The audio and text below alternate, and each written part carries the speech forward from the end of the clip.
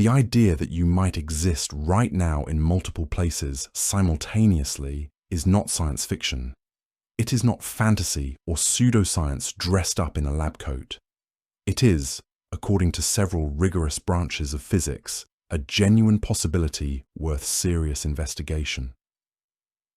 Somewhere in the mathematical foundations of quantum mechanics and cosmology, physicists have discovered something unsettling. The math keeps insisting there are other universes, not metaphorically, not as a thought experiment to help students understand abstract concepts, but actually, really. And the strangest part is that these mathematicians and physicists are not trying to make this claim. They are not seeking attention or pushing an agenda. They are simply following the equations wherever they lead. And the equations keep pointing toward one uncomfortable conclusion. Reality is bigger and stranger than the single universe we can see with our telescopes. This is going to sound impossible. It is going to sound like science fiction. But it emerges from the most tested, most verified, most precise theory in all of physics. This is not speculation. This is not guesswork. This is what happens when we take quantum mechanics seriously and follow it to its logical conclusion. This is the first part of a journey into how we know this, why physicists believe it, what the evidence suggests, and what it actually means when we talk about parallel universes and branching realities. Because the truth is more interesting and more unsettling than any movie could portray. Because the truth challenges everything we think we know about existence. So before you keep listening, take a moment like this conversation and share it with someone. But only if you find this genuinely interesting. And let me know in the comments where you are tuning in from and what time it is for you, and what you think about all of this. It is always fascinating to see who is curious about these kinds of ideas and questions about reality and existence and the nature of the universe. At the very bottom of reality, where atoms and subatomic particles live in the quantum realm, the rules change completely. Everything shifts. The world operates on principles that would make a physicist from the 1800s weep with confusion and disbelief. The certainties they built their understanding upon simply vanish. This quantum realm does not work the way common sense tells us it should work. It does not work the way the everyday world works at all. It is governed by different laws entirely, laws that seem to defy logic and reason. Objects do not have definite locations. They do not have definite speeds. They do not have definite properties at all until something measures them, until someone observes them. This is not because we lack better instruments or more sensitive equipment. This is not a limitation of our technology that will eventually be overcome with newer, cleverer machines and more sophisticated detectors. This is the way reality actually functions at the smallest scales. It is not an accident. It is not a bug in the universe that will be fixed. It is not a gap in our knowledge that will eventually be filled.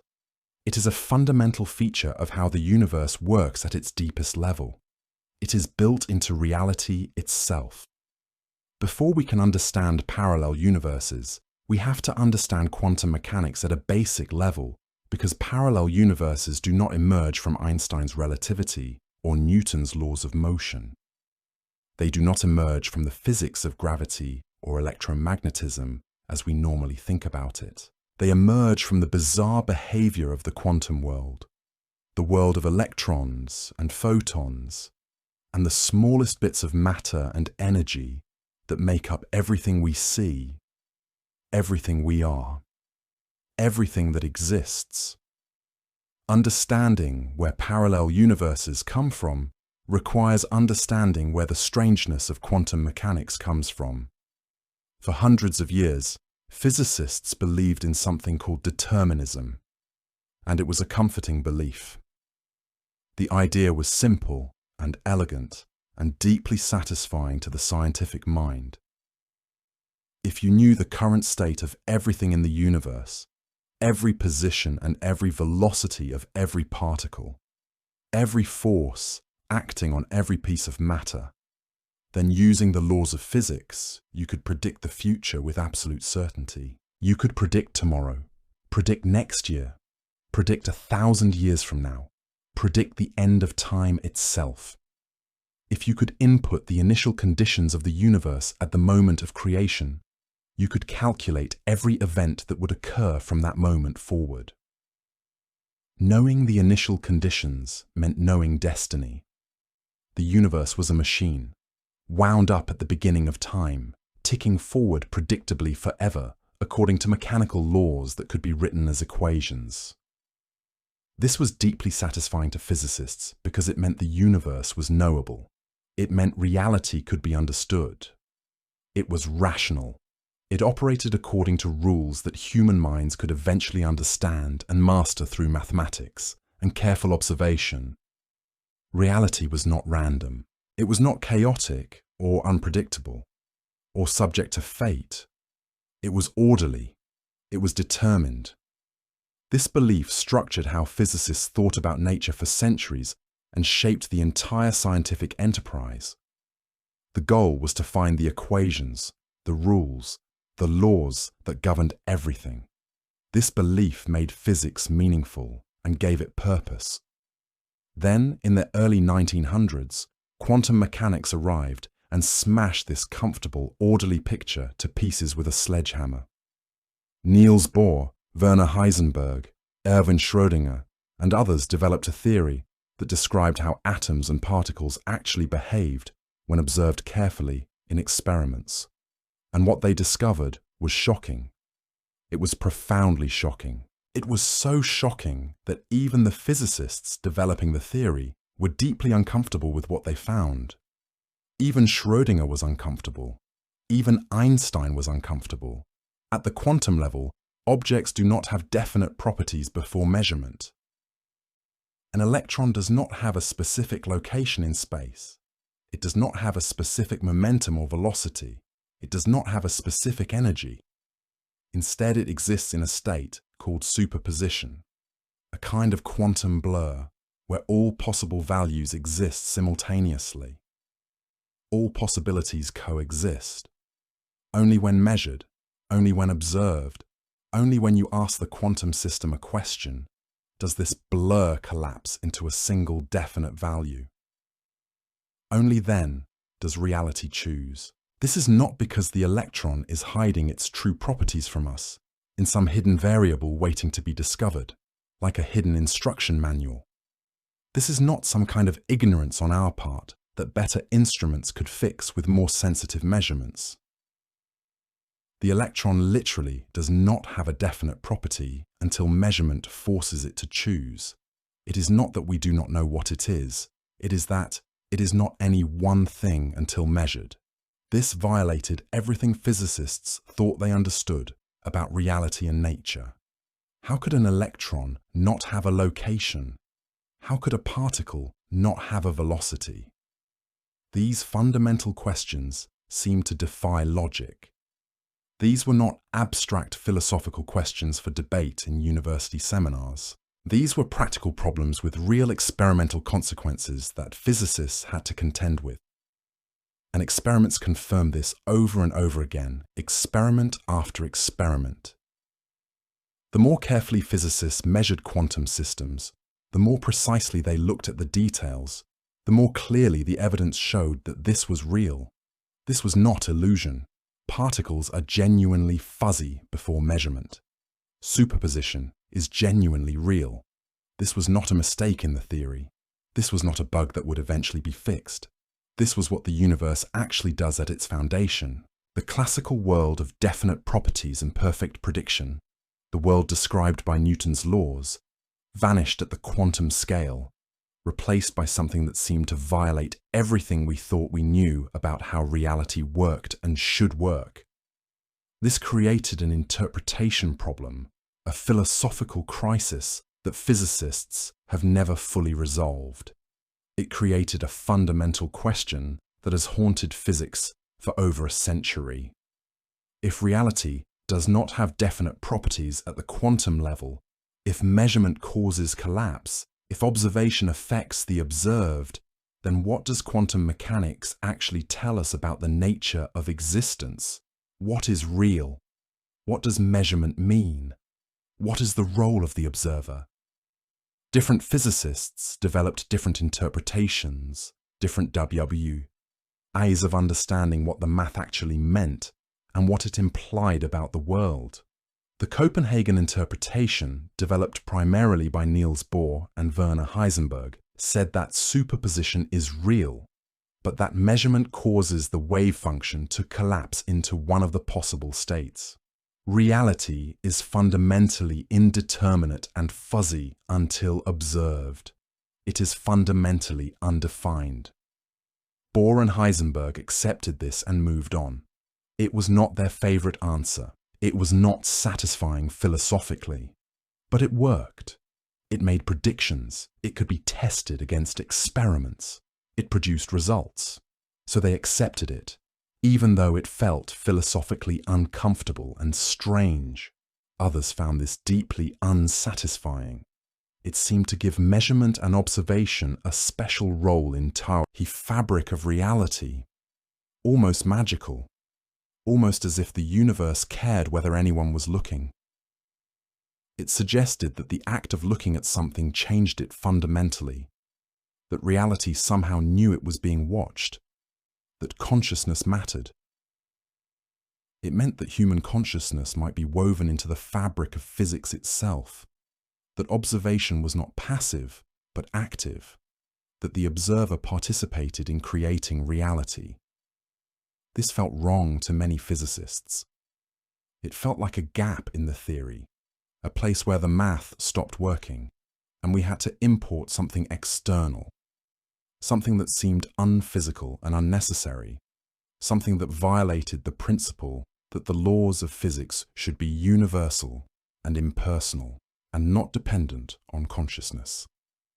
In 1957, a young graduate student named Hugh Everett encountered this problem while developing his dissertation on quantum mechanics at Princeton University. He was thinking deeply about measurement and superposition and the fundamental nature of the wave function. He was troubled by the Copenhagen interpretation, troubled by the idea that observation and measurement had some special status in the laws of physics. He was troubled by the idea that consciousness might matter at the foundation of reality.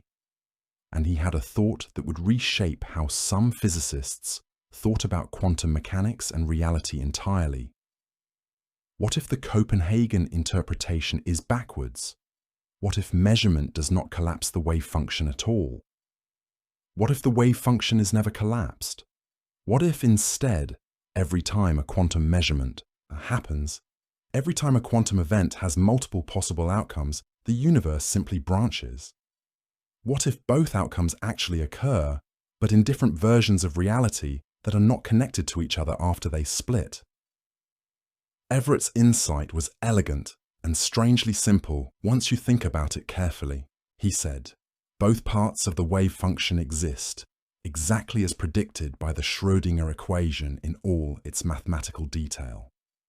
But they represent two distinct, non-interacting universes that split at the moment of measurement.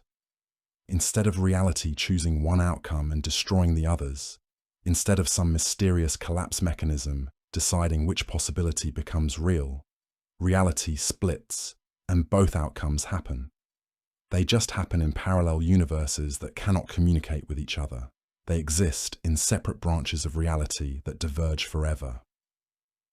This was the many worlds interpretation, also called the Everett interpretation, and it fundamentally changed how some physicists thought about quantum mechanics and the nature of reality. It did not require collapse. It did not require observation to be special or magical. It did not require consciousness to play a fundamental role in physics.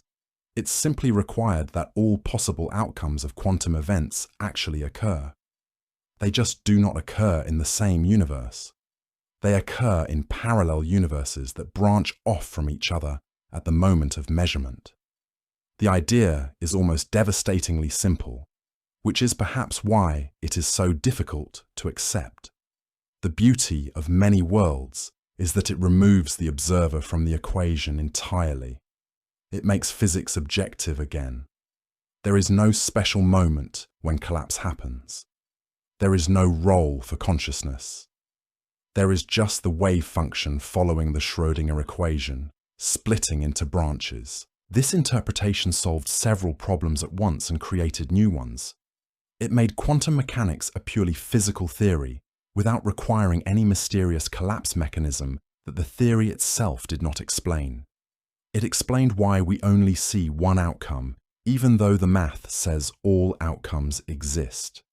It explained the measurement problem without adding anything new to the theory, without importing concepts from outside physics. And it created parallel universes as a natural consequence of taking the math seriously and following it to its logical conclusion. It is a theory that emerges naturally from accepting one simple principle. The Schrödinger equation is correct and complete, and the wave function is real. But accepting it came at a cost, a psychological cost that even many physicists find difficult to pay. It meant accepting that there are countless other versions of reality, branching constantly every time a quantum event occurs. It meant accepting that at this very moment, the universe is splitting into multiple branches based on quantum events happening at microscopic scales throughout reality, in trillions upon trillions of locations. It meant accepting that you exist in multiple places simultaneously, living out different lives in different universes, making different choices, having different experiences, never knowing about your counterparts, never able to communicate with them. Most physicists found this absurd. Most physicists rejected many worlds immediately and decisively when Everett proposed it. The idea was too strange. The implications were too unsettling. The concept of infinite parallel universes seemed like science fiction, not serious physics. It seemed like fantasy. Many worlds was largely ignored for decades. It was dismissed. Everett's advisor was skeptical.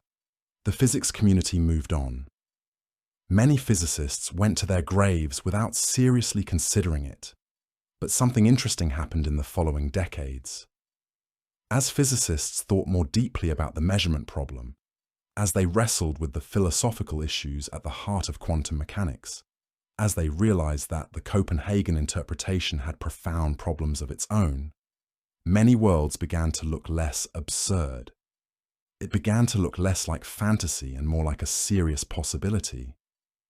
It began to look like perhaps the most straightforward reading of what the equations actually say.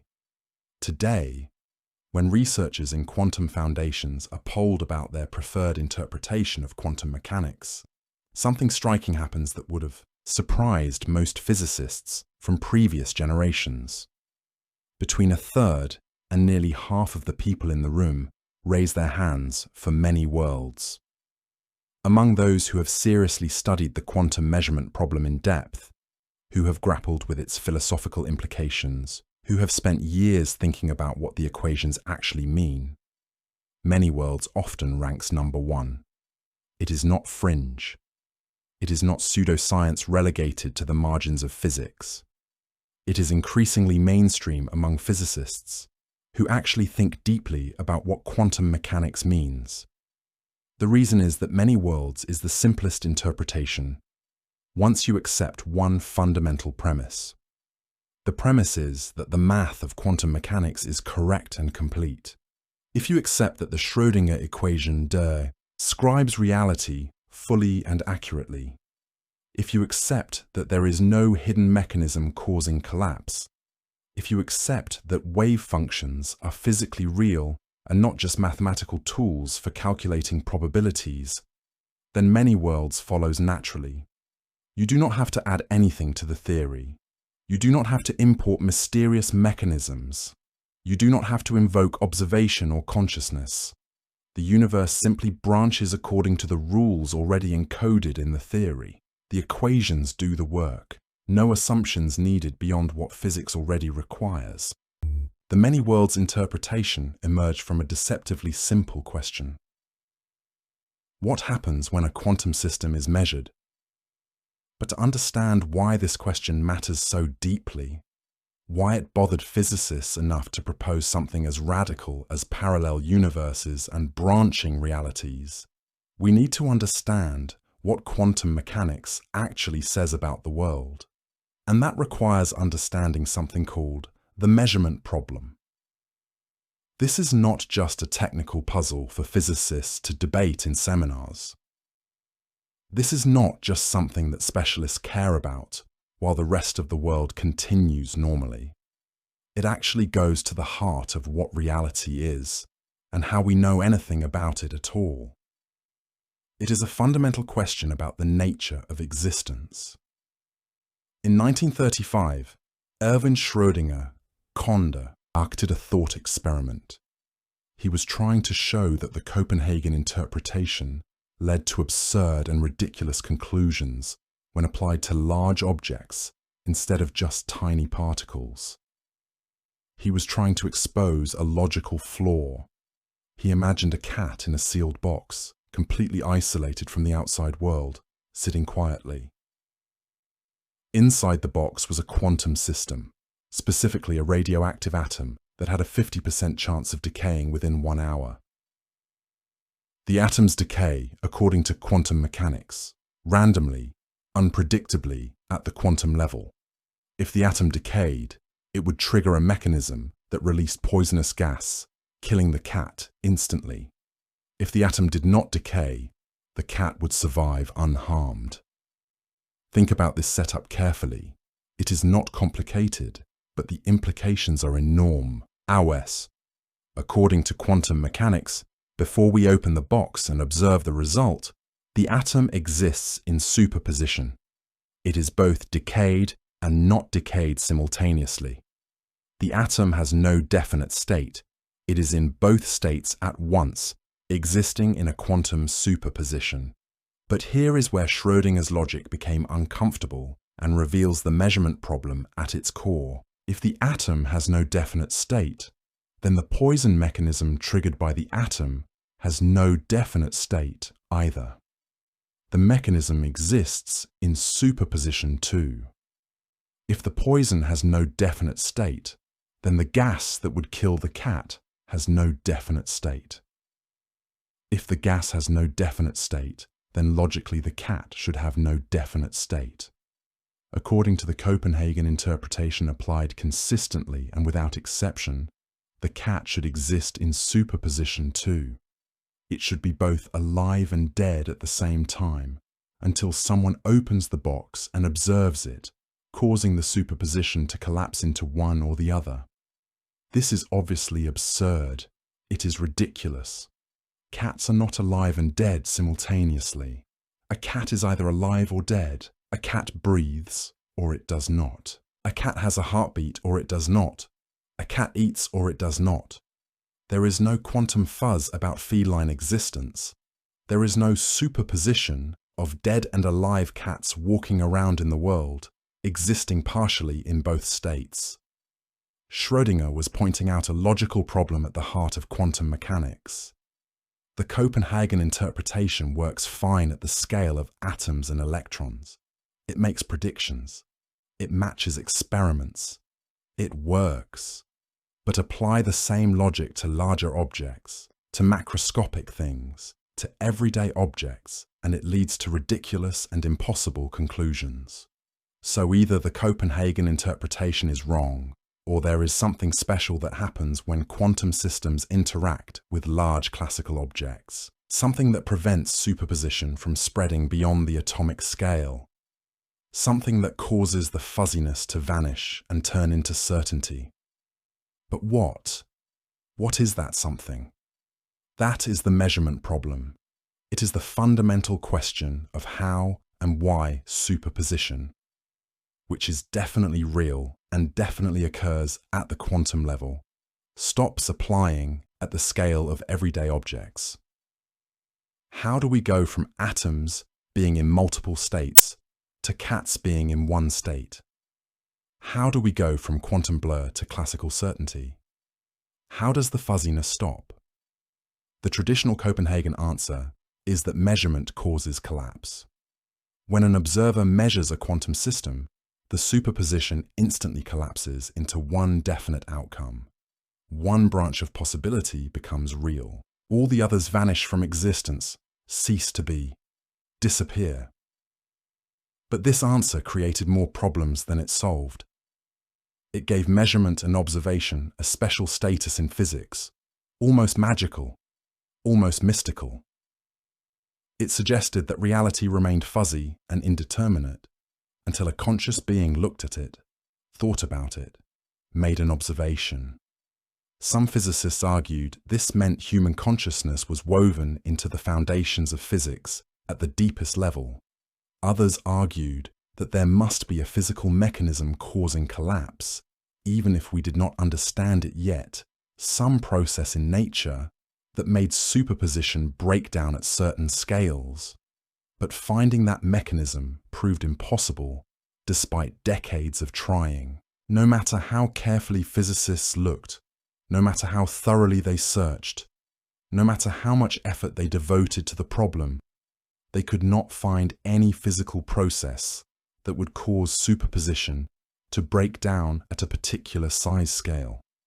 It was as if nature did not have a rule for when collapse happened, as if the rule just seemed to work without any physical explanation for why it worked.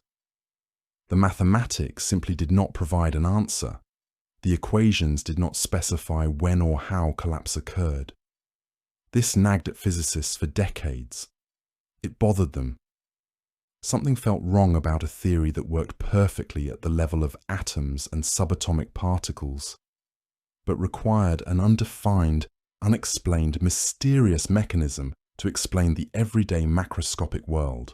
The measurement problem is really about this gap, this disconnect, this chasm between what the theory says and what reality appears to do.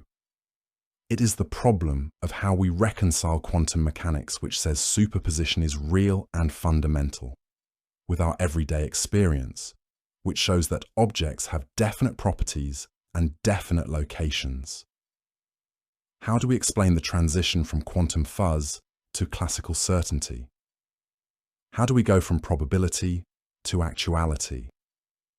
How does the universe choose? Many worlds offers one answer, a radical answer, an answer that challenges our intuitions about reality itself fundamentally. There is no transition. There is no collapse. Superposition never breaks down. What happens instead is that when a measurement occurs, the universe branches. The superposition is real, and it remains real. But the multiple outcomes occur in different parallel universes that cannot interact. In one universe, the atom decayed and the cat is dead. In another universe, the atom did not decay and the cat is alive. Both outcomes are real. Both universes exist. They are simply disconnected from each other after the moment of branching. An observer in one universe opens the box and finds the cat in one state. An observer in the other universe opens the box and finds the cat in the opposite state. Each observer experiences a definite outcome. Each observer sees one definite reality. Neither one knows about the other. Neither one can interact with the other. The superposition remains real in the mathematical sense, but it is distributed across multiple branches of reality that cannot interact or communicate with each other.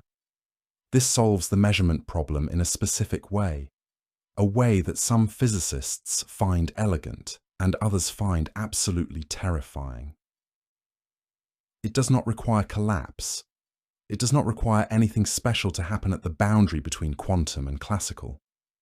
It does not require consciousness or observation to play a special role in the laws of nature. Instead, it says that the entire universe constantly branches at every scale, all the time, whenever quantum events have multiple possible outcomes. These branches accumulate, diverge, and become increasingly separated from each other. Each branch is a separate universe where one particular outcome of history occurred. The branching is happening right now. It is happening at every moment. Every quantum event that has multiple possible outcomes causes reality to split. This is not happening once in the distant past. It is happening constantly, continuously, relentlessly. It is happening at a scale so vast that the number of branching universes is incomprehensibly large, beyond human ability to count or comprehend. There are versions of you reading this sentence right now in countless other universes. In some of them, you made slightly different choices this morning. Maybe you chose coffee instead of tea. Maybe you took a different route to where you are now. Maybe you wore a different shirt. In others, you made drastically different choices years ago. Maybe you chose a different career. Maybe you moved to a different city. Maybe you never met someone important. Maybe you made a completely different life based on different decisions made at critical moments. In some universes, you never learned about parallel universes. In others, you became a physicist and spent your entire life studying them, thinking about them, working to understand them. In others, you have become famous or infamous. In others, you are someone completely different based on the different quantum events that shaped your life differently. All of these versions are equally real. All of them exist right now, at this moment in some branch of reality. They are simply in universes you cannot access, cannot reach, cannot communicate with through any known means. You cannot perceive them. You cannot know what choices they made differently. You cannot share experiences with them. You cannot know that they exist. This is the radical claim of many worlds quantum mechanics. This is why some physicists find it both brilliant and deeply unsettling. It explains the measurement problem without invoking any undefined collapse mechanism. It explains superposition without needing a mysterious physical process that has never been observed or explained. It explains why we only ever observe one outcome, even though the math says multiple outcomes occur. It requires no magical collapse. It requires no hidden mechanisms. It requires no special role for consciousness or observation in the laws of nature. It follows from the Schrödinger equation without modification or addition. And the price is accepting that reality is vastly larger and stranger than our everyday experience suggests.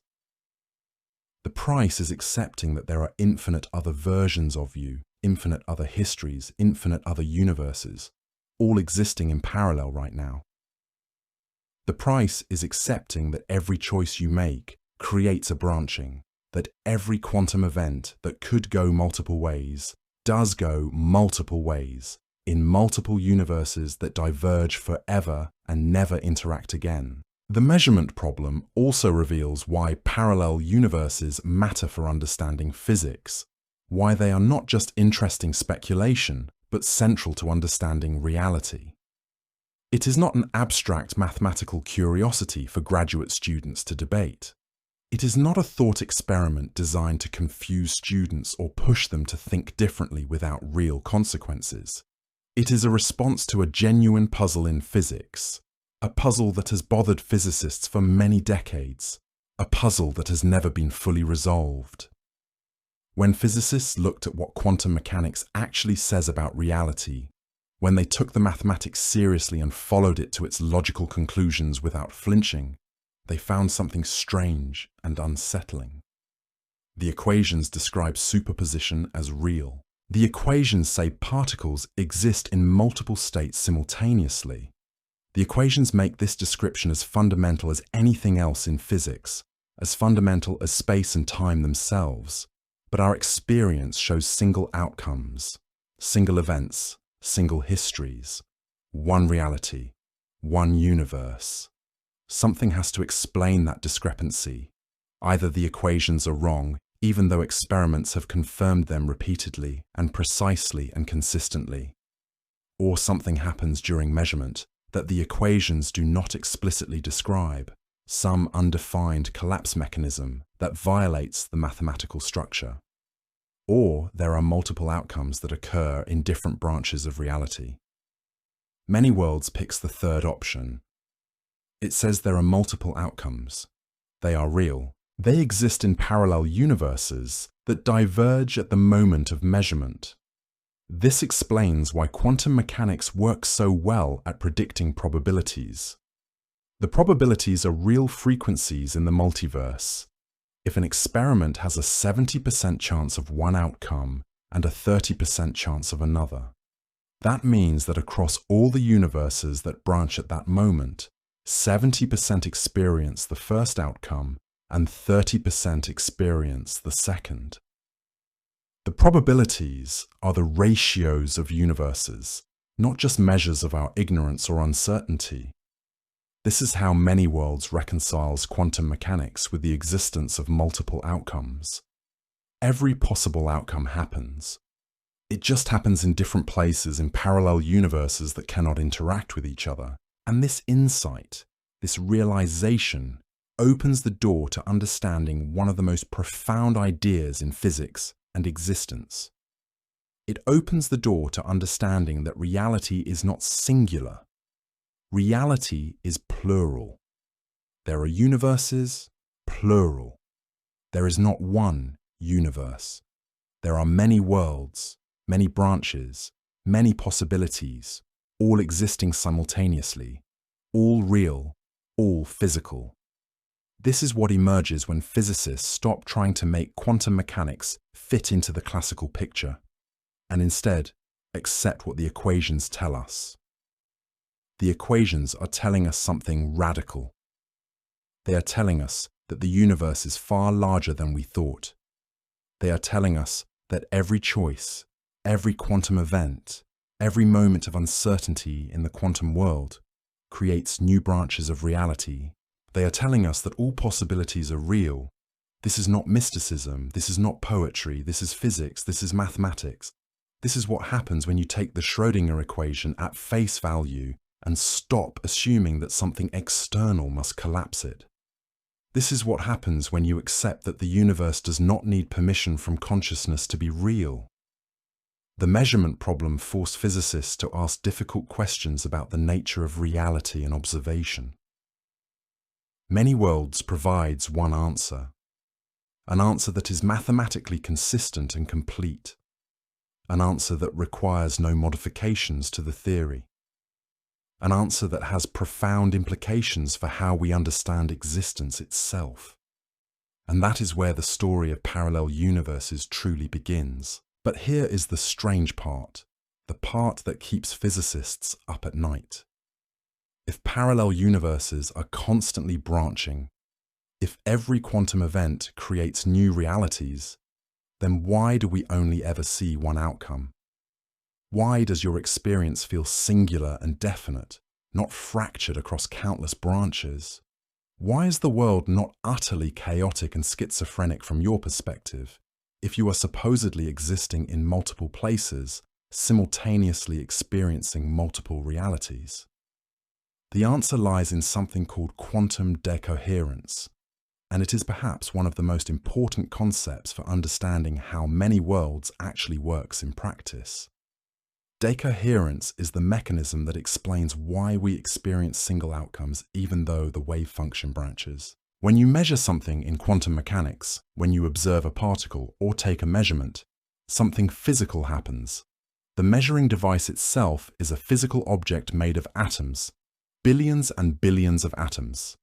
These atoms are arranged into circuits and sensors and display screens. They have temperature. They interact with light. They exchange energy and information with their surroundings. The quantum system you are measuring becomes entangled with this measuring device. Entanglement means the quantum state of the particle is now connected to the quantum state of the measuring apparatus. You cannot describe one without describing the other. The information about the quantum state gets scattered and distributed throughout the environment. It spreads out into the measuring device, into the light bouncing off things, into the air molecules around you, into the thermal radiation in the room at body temperature. This spreading of information throughout the environment is what physicists call decoherence. The quantum superposition does not collapse. It does not vanish. It is still there in the mathematics, still there in the full wave function that describes the entire universe. The complete wave function contains all the information about all the branches. All branches are mathematically real, but the information about which branch you are in becomes inaccessible. The different branches of the wave function are still present, still existing according to many worlds, but they become separated, uncoupled, unable to interact with each other anymore. Once the information spreads into the environment, you cannot bring it back together. You cannot unscatter it. You cannot recreate the superposition. The branches have diverged forever. This is the key insight that makes many worlds compatible with our experience. The branching is real. But from the perspective of someone inside one branch, they cannot access the other branches. They cannot see them. They cannot interact with them. They cannot receive signals from them. They experience only one definite outcome because they are confined to one branch of reality that is completely isolated from all the others. The isolation is not perfect in theory. In principle, if you could reverse the decoherence, if you could gather up all the scattered information and bring it back together, you could make the branches interfere with each other again. You could recreate the superposition. This does happen in the laboratory in special quantum computers designed to prevent decoherence. But in the real macroscopic world, in your everyday experience, decoherence happens instantly and unavoidably. Once information spreads into the environment, there is no way to gather it back. The branches are forever separated. Think of it like this. Imagine a river that flows forward and then splits into two channels. The water in one channel has no way to interact with the water in the other channel once the split happens. If you are floating in one channel, you experience only that channel. You do not see the other channel. You do not feel the water from the other channel. You do not bump into objects floating in the other channel. From your perspective, there is only one river, one channel, one direction the water is flowing. But the other channel exists. The water is really flowing through it. The split is real. You just cannot access it. This is decoherence. The universe constantly branches, but decoherence isolates each branch. You experience one definite reality because you are trapped inside one branch, unable to see or interact with all the others. What is strange and beautiful about this is that it preserves both the reality of the branching and the singularity of experience. Many worlds is not saying you hallucinate other realities. It is saying other realities exist, but you cannot access them. You cannot interact with them. They are as real as anything, but they are completely sealed off from your branch of reality. This explains why quantum mechanics predicts probabilities. The probabilities correspond to the fractions of branches where different outcomes occur. If an experiment has a 70% chance of one outcome and a 30% chance of another, that means that across all the branches that form at that moment, 70% of the branches contain the first outcome and 30% contain the second. When you perform the experiment, you end up in one of those branches, randomly selected with probability proportional to the branch frequency. The randomness you experience is simply the fact that you do not know which branch you will end up in beforehand. But from the perspective of the entire wave function, there is no randomness. Both outcomes happen. They just happen in different branches. The probabilities emerge from counting the branches. This is why the math of quantum mechanics, with its probabilities and its wave functions, works so perfectly at predicting what we observe. The probabilities are real. They correspond to real frequencies in the multiverse. Every possible outcome happens. We just find ourselves in one of them, and we have no way of knowing which one we are in until we measure. The universe does branch. We just cannot see the other branches because decoherence isolates us from them. We live inside one isolated branch, experiencing one isolated history, while infinite other histories play out in infinite other branches that are sealed off from ours forever. Imagine right now, at this very moment, your brain is processing signals from your eyes and ears and skin. Every one of those processes involves quantum events. Electrons in your retinas absorb photons. Neurotransmitters in your brain bind to receptors. All of these are quantum events. All of them involve superposition and collapse, or more accurately, branching. Every quantum event in your brain creates a branch where slightly different information is processed. Every thought you think, every perception you have, creates a branching of reality. In one branch, you read the previous sentence. In another branch, you missed a word. In a third branch, you blinked. An infinite number of versions of you exist, each in a different branch, each with a slightly different history, each unaware of the others. This is not mysticism. This is not philosophy. This is what many worlds quantum mechanics says happens. And decoherence explains why each version of you experiences only one history, why you do not feel yourself being scattered across branches. The answer is that decoherence happens so quickly at your scale, at the scale of macroscopic objects like brains, that you become locked into a branch almost instantaneously. Entanglement with the environment isolates you. You are trapped in your branch before you even consciously realize a choice was made.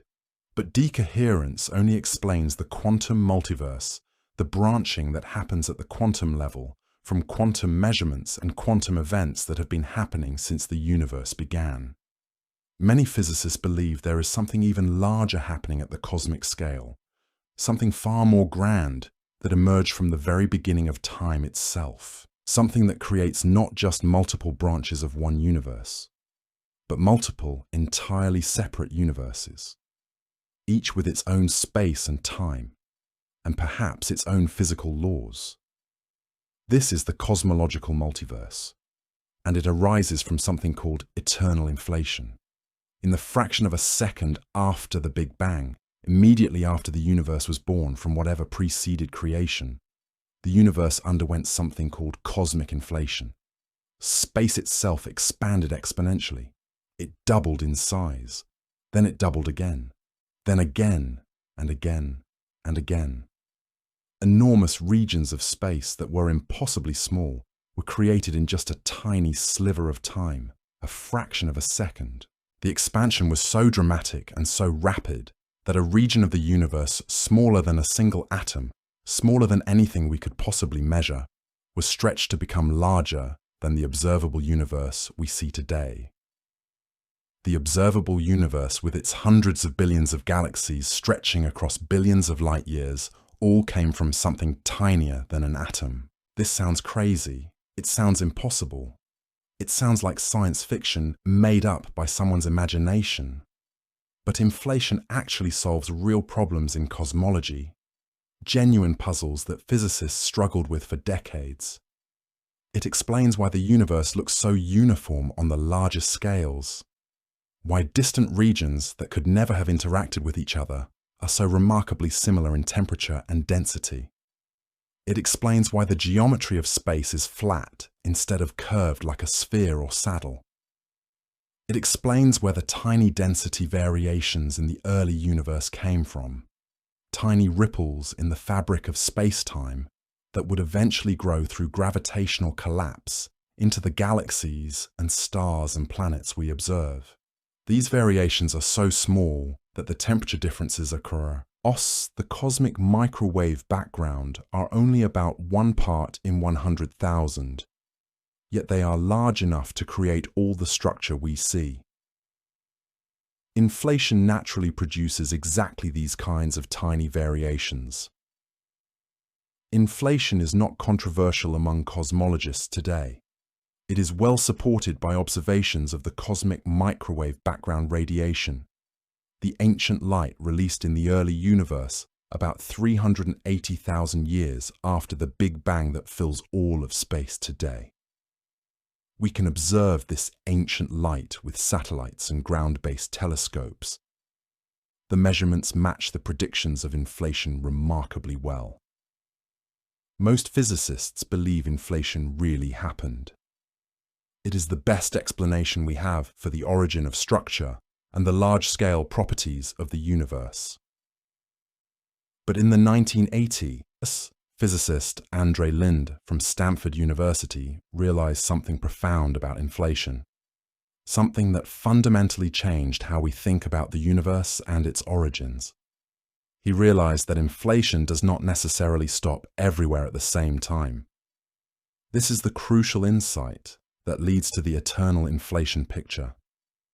Inflation is driven by something called the inflation field, a hypothetical quantum field that permeates all of space, similar to how the electromagnetic field permeates all of space in our theory of electromagnetism.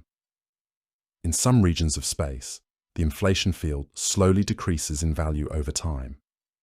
As it decreases, inflation slows down. Eventually, it decreases enough that inflation stops completely. When inflation stops in a region, space stops expanding exponentially. The universe cools down rapidly, and the hot, dense plasma of the early universe becomes the atoms and particles and light that eventually form galaxies and stars and planets. A new universe forms. Our universe formed this way. We live in a region where inflation stopped about 13.8 billion years ago, and in that time the universe has cooled down and expanded to reach the size we observe today. But here is the absolutely crucial part that most people miss. In other regions of space, the inflation field does not decrease. In those regions, inflation does not slow down and stop. It continues unabated. It keeps accelerating. It keeps expanding space exponentially. The space in those regions keeps doubling in size, over and over again, faster than light can travel through it. This does not violate Einstein's relativity because space itself is expanding, not objects moving through space. But here is what makes it create multiple universes. In those still inflating regions, quantum fluctuations, small quantum variations in the value of the inflation field, cause the field value to decrease in some small pockets here and there. In those pockets, inflation stops and a new universe forms. But inflation continues in the regions around those pockets. And in those regions, more quantum fluctuations cause new pockets where inflation stops and new universes form. This process repeats eternally. It never stops. There is always some region somewhere where inflation continues, eternally creating new universes. Linde showed mathematically that this is not just a possibility, but a generic prediction of inflation. Eternal inflation is not hypothetical speculation or wishful thinking or some fringe idea held by only a few eccentric physicists. It is a prediction that emerges directly from the mathematics of cosmic inflation.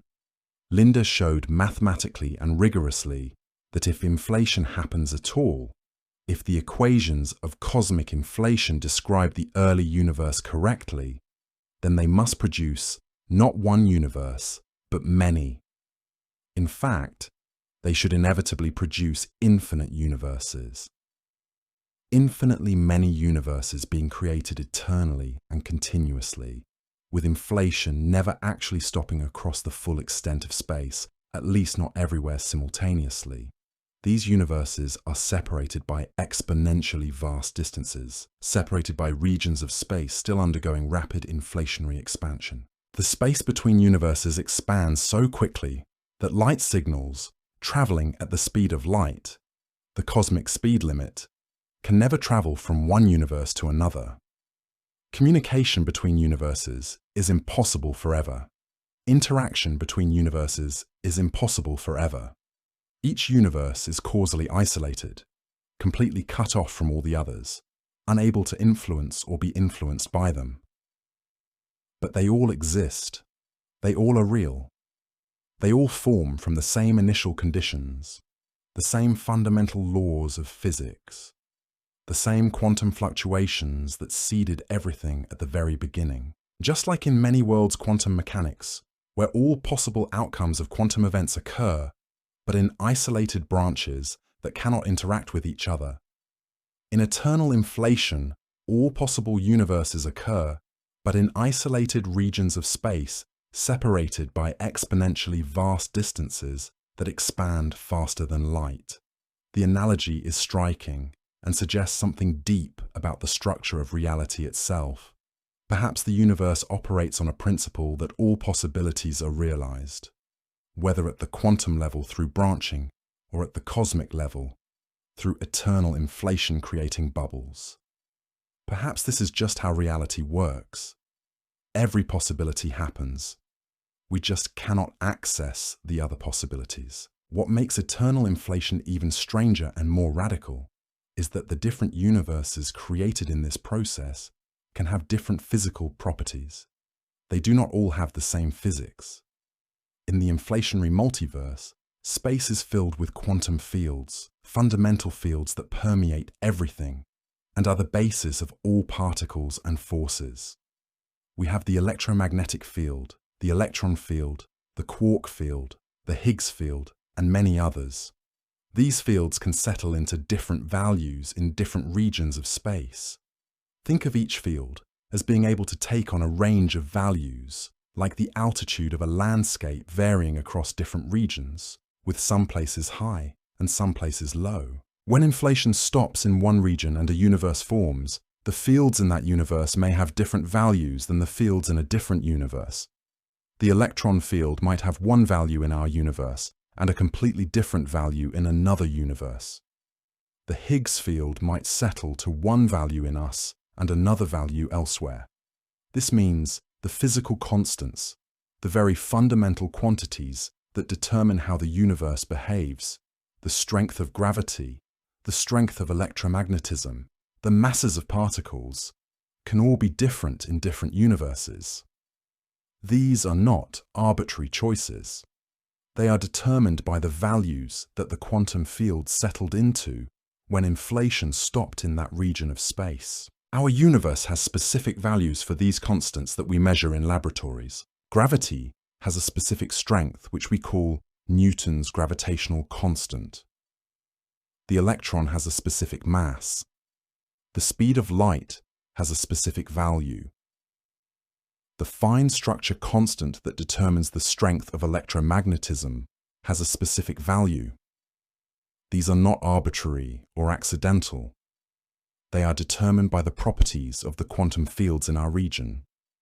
But in other universes created by eternal inflation, these values might be completely different. Some universes might have gravity 1,000,000 times stronger than ours, causing matter to collapse into black holes almost immediately. Some might have almost no gravity at all, and stars and planets would never form because there would be nothing to hold them together against the expansion of space. Some might have additional forces, hat, do not exist in our universe. Some might have completely different particles, different atoms, different chemistry, different biology. The diversity of possible universes in the inflationary multiverse is staggering beyond human comprehension. But the mechanism that creates them is not divine creation or magic or anything mystical or supernatural. It is simply the eternal continuation of the inflationary process driven by quantum fluctuations and the laws of physics. Physics creates universes. Nature creates universes through the physics that governs inflation and quantum mechanics. This is where string theory enters the picture as the final piece of the puzzle, because string theory provides a rigorous mathematical framework for thinking about how many different physical laws are possible in the universe, and how many different sets of physical constants could actually exist. String theory is a radical departure from conventional particle physics that has dominated the field for most of a century. String theory says that fundamental particles are not point-like dots or tiny balls of matter. They are tiny vibrating strings of energy, objects with length but negligible thickness or height. Different vibrational modes of the string, different patterns of oscillation, produce different particles. A string vibrating in one particular mode produces an electron. Vibrating in a different mode produces a photon, the particle of light. Vibrating yet another way produces a gluon or a quark. All particles in the universe, all of the matter and energy we observe, are just different vibrations of fundamental strings. This is elegant and extraordinary. All the diversity of the physical world emerges from one type of object vibrating in different ways. But string theory also requires something strange. It demands extra dimensions beyond the 3 spatial dimensions we directly perceive, and the 1 dimension of time. Not just the 3 directions left-right, forward-backward, up-down that we experience every moment of our lives. String theory demands many more. The mathematics of string theory requires about 11 or 12 dimensions in total, depending on the version. 10 spatial dimensions plus 1 time dimension, or 11 spatial dimensions plus 1 time dimension. So where are these extra dimensions? We do not see them. We do not feel them. We do not detect them in our everyday experience. We live our lives in 3 dimensions and do not notice any other dimensions at all. String theorists proposed an answer. The extra dimensions are compactified, which means they are curled up, wrapped into tiny geometric shapes so small we cannot perceive them directly. They might be rolled up like circles, folded like origami, or contorted into complex mathematical shapes called Calabi-Yau manifolds that have beautiful symmetries and structure. But no matter how they are arranged, no matter what shape they take, the shape of these extra dimensions determines the physical properties of our universe. The geometry determines which vibrational modes of strings are stable and possible. It determines the particle masses, the weights of electrons and quarks. It determines the strength of the forces, how strong gravity is, how strong electromagnetism is. It determines the physical laws. The shape of the extra dimensions is destiny. And here is the absolutely crucial point. The extra dimensions can be shaped in many different ways. According to the mathematics of string theory, there are not just a few possible shapes.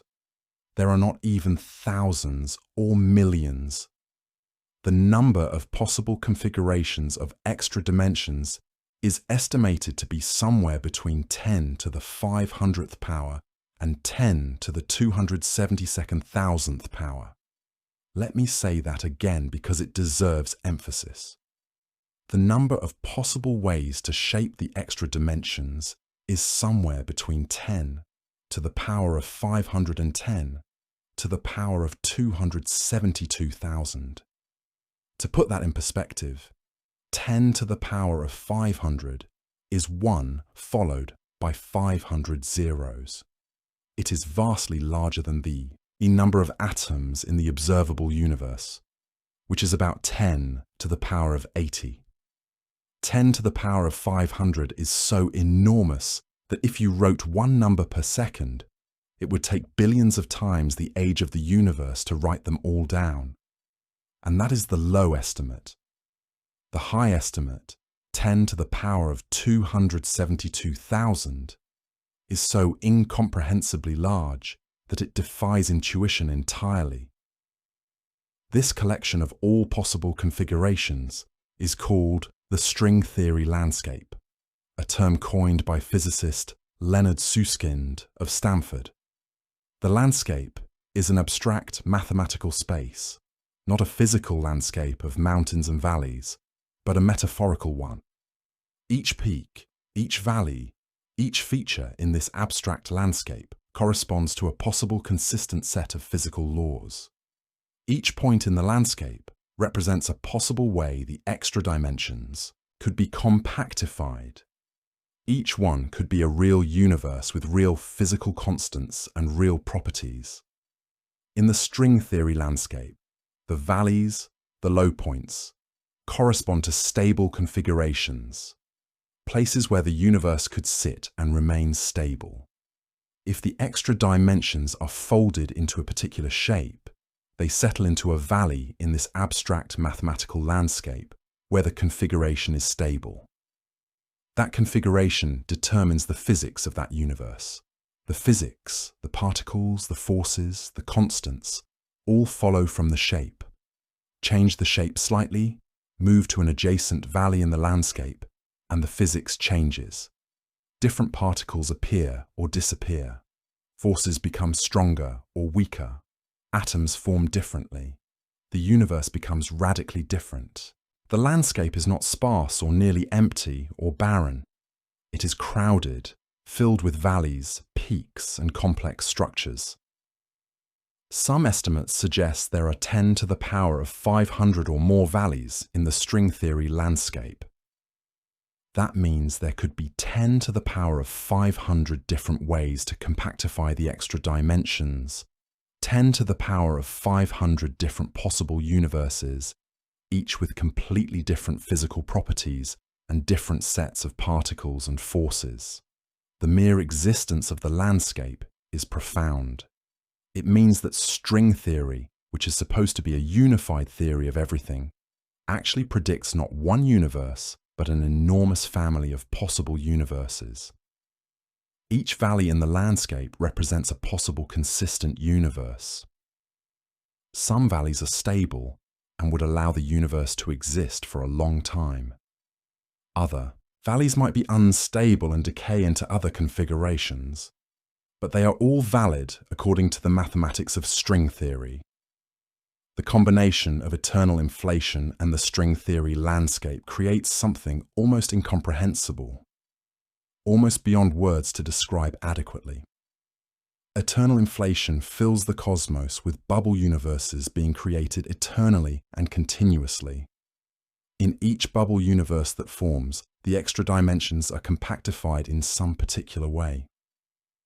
The shape they take is random, determined by quantum fluctuations in the early universe as inflation ends in that region. In each bubble universe, the extra dimensions might be folded into a different configuration, corresponding to a different valley in the string theory landscape. Some universes might have phases, ICs, similar to ours, with electrons and photons and gravity and the particles we are made of. Some might be completely alien, with different particles, different forces, completely different laws of nature that we could not even imagine. Some might be completely uninhabitable, unable to form any structure or complexity because the physics does not permit it. The forces might be so strong or so weak that atoms cannot form. Some might be paradoxical or internally inconsistent from our perspective. The size of the string theory landscape is so enormous that if eternal inflation is correct, if the inflationary process really does create universes forever, with random physical properties determined by how the extra dimensions are shaped, then we would expect universes to randomly sample almost a very possible configuration in the string theory landscape. Some universes would sample one valley in the landscape. Other universes would sample a completely different valley.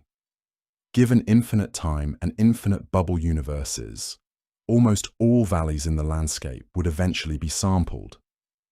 There would be universes with our physics, yes, but there would also be universes with different numbers of effective dimensions, different numbers of particle families, different strengths of forces, different numbers of forces entirely, completely alien physics that would seem like magic to us. The multiverse would contain every possibility, every conceivable configuration of extra dimensions that satisfies the mathematical equations of string theory would be realized in some universe somewhere in the inflationary cosmos. This thought is both beautiful and troubling to many physicists. It is beautiful because it shows how quantum mechanics and general relativity and particle physics all connect through the mathematics of string theory and inflation to create a coherent picture of the cosmos. Everything fits together. Quantum mechanics creates the branching universes at the quantum level. Inflation creates the space and the mechanism for creating multiple universes at the cosmic level. String theory describes what physics each of them has, what particles and forces exist in each universe. It is troubling because it makes the universe seem contingent, arbitrary, almost random. Why do we live in a universe with these specific physical laws instead of different ones? In our universe, electrons have a specific mass, about 0.511 mega-electron volts when converted to energy. In a nearby valley in the string theory landscape, electrons might have a different mass, twice as heavy or half as heavy. In another valley, they might not exist at all. Why are we here instead of there? Why this valley instead of that one? The nagging question haunts us. It seems like we are in a special place, a peculiar valley chosen from among an incomprehensibly vast number of valleys. The answer that many physicists have proposed is simple and yet profound, and changes how we think about ourselves and our place in existence. We are here because we could not exist anywhere else. The anthropic principle says that we observe the universe we do, because that universe is capable of producing observers like us. We could only find ourselves in a universe with physical laws compatible with the existence of life and consciousness. We could only be aware of a universe capable of developing awareness, of producing creatures that can think and wonder and ask questions about the cosmos. If we existed in a universe with physics wildly different from ours, we would not exist. We would never have formed. The laws would not permit the chemistry needed for molecules to bond. The laws would not permit stars to form and fuse hydrogen into heavier elements that provide the basis for chemistry. The laws would not permit planets. The laws would not permit anything complex or structured. So the fact that we observe a universe with these specific physical properties is not surprising or improbable or miraculous. It is inevitable. It is logical. It must be true. We observe this universe because any observer must find themselves in a universe that permits observation. Out of the incomprehensibly vast number of possible universes in the inflationary multiverse, we find ourselves in one of the rare ones where the physical laws allow galaxies to form, where stars can ignite and burn, where planets can coalesce and cool, where chemistry can happen, where life can emerge from non-living matter, where consciousness can develop and become self-aware. Not because we are special or chosen by some cosmic force or divine intention, but because this is the only kind of universe where beings like us could possibly exist to wonder about it. We are not at the center of creation. We are not the reason the universe exists. We are in one of the few habitable valleys in the vast landscape of possible physics. We are ordinary observers in an extraordinary multiverse. This is what Part 2 has revealed. The many worlds interpretation of quantum mechanics tells us that reality branches at the quantum level. Decoherence explains why we only experience one branch, even though all branches are real. Eternal inflation tells us that the branching happens at the cosmic scale too, creating multiple separate universes with potentially different physics. String theory tells us that there are an incomprehensibly large number of possible sets of physical laws, a vast landscape of possibilities. Together, these theories paint a picture of reality that is far stranger and vaster than we could have imagined. We are no T in one universe. We are in a multiverse of multiverses. Quantum branches above, cosmic bubbles below, all of them real, all of them physical, all of them part of the structure of existence. And we are trapped in our branch, in our bubble, unable to access the others. experiencing only one history out of countless histories. This realization is humbling and profound at the same time.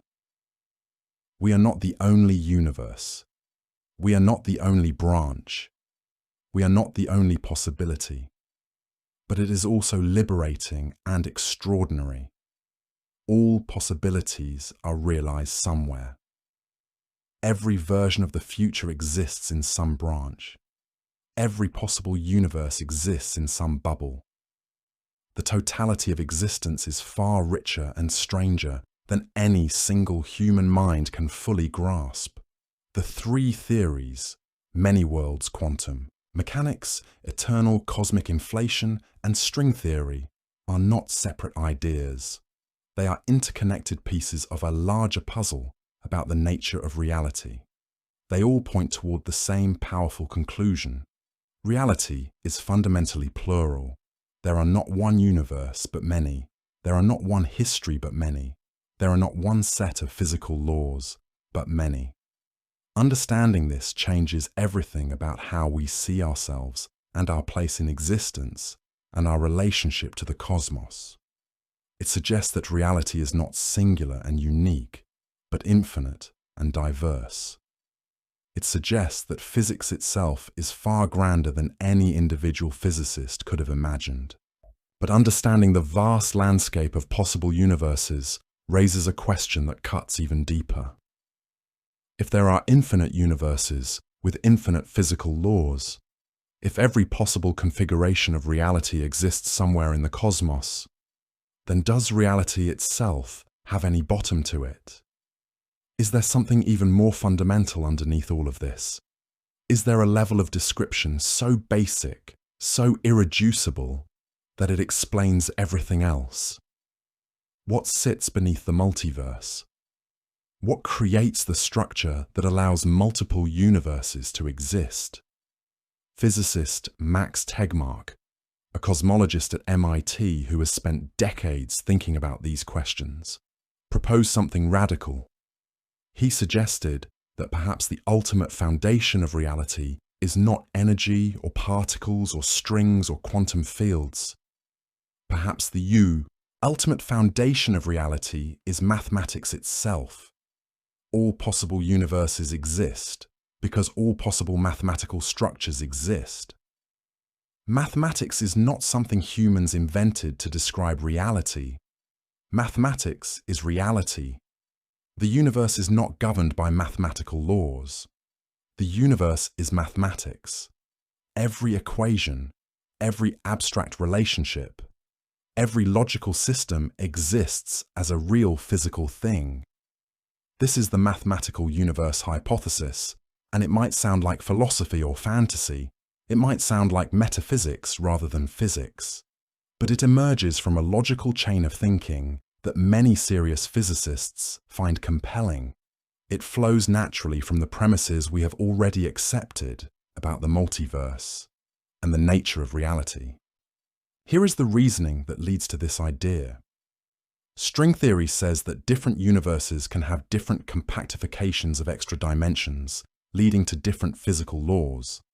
But string theory itself is one particular mathematical structure, one specific set of equations and relationships. If string theory is true, then all the universes it predicts are real, because all the mathematical structures it describes are real. Every solution to the equations of string theory corresponds to an actual existing universe. But then why stop at string theory? Why not ask, what about all the other possible mathematical structures that do not appear in string theory?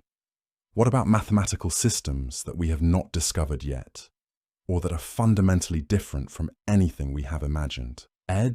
What about abstract algebra and topology and set theory? What about mathematical structures so alien that we cannot even visualize them, that have no connection to physics as we understand it? If mathematical structures are what make universes real, if the existence of a consistent set of equations is what allows a universe to exist, then shouldn't all possible mathematical structures correspond to real universes? The hypothesis says yes.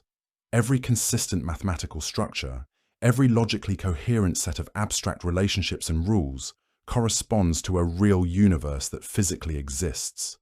There is no hierarchy of reality, with some mathematics being more real than others. There is no special preference for the kind of mathematics that describes quantum mechanics, or relativity, or string theory. All mathematics is equally real. All mathematics is equally physical. All mathematics is equally existent. This means universes exist for every possible mathematical structure that humans have discovered, and also for every possible mathematical structure that humans have not discovered and perhaps never will discover. The number of such structures is not just infinite. It is incomprehensibly vast in ways that make even the string theory landscape seem small by comparison. If you have heard of infinite sets and the different sizes of infinity, you know that some infinities are bigger than other infinities. The multiverse created by eternal inflation might be infinite, but it is countably infinite, which means, in principle, you could enumerate all the universes if you had infinite time. But the set of all possible mathematical structures is uncountably infinite, a bigger infinity than even the infinite multiverses. It is a fundamentally vaster category of existence. In this view, quantum mechanics exists in some universe because there is a mathematical structure that describes quantum mechanics. Classical mechanics exists in some universe because there is a mathematical structure that describes classical mechanics. Euclidean geometry exists in some universe where space obeys Euclidean geometry. Non-Euclidean geometry exists in other universes where space is curved or hyperbolic.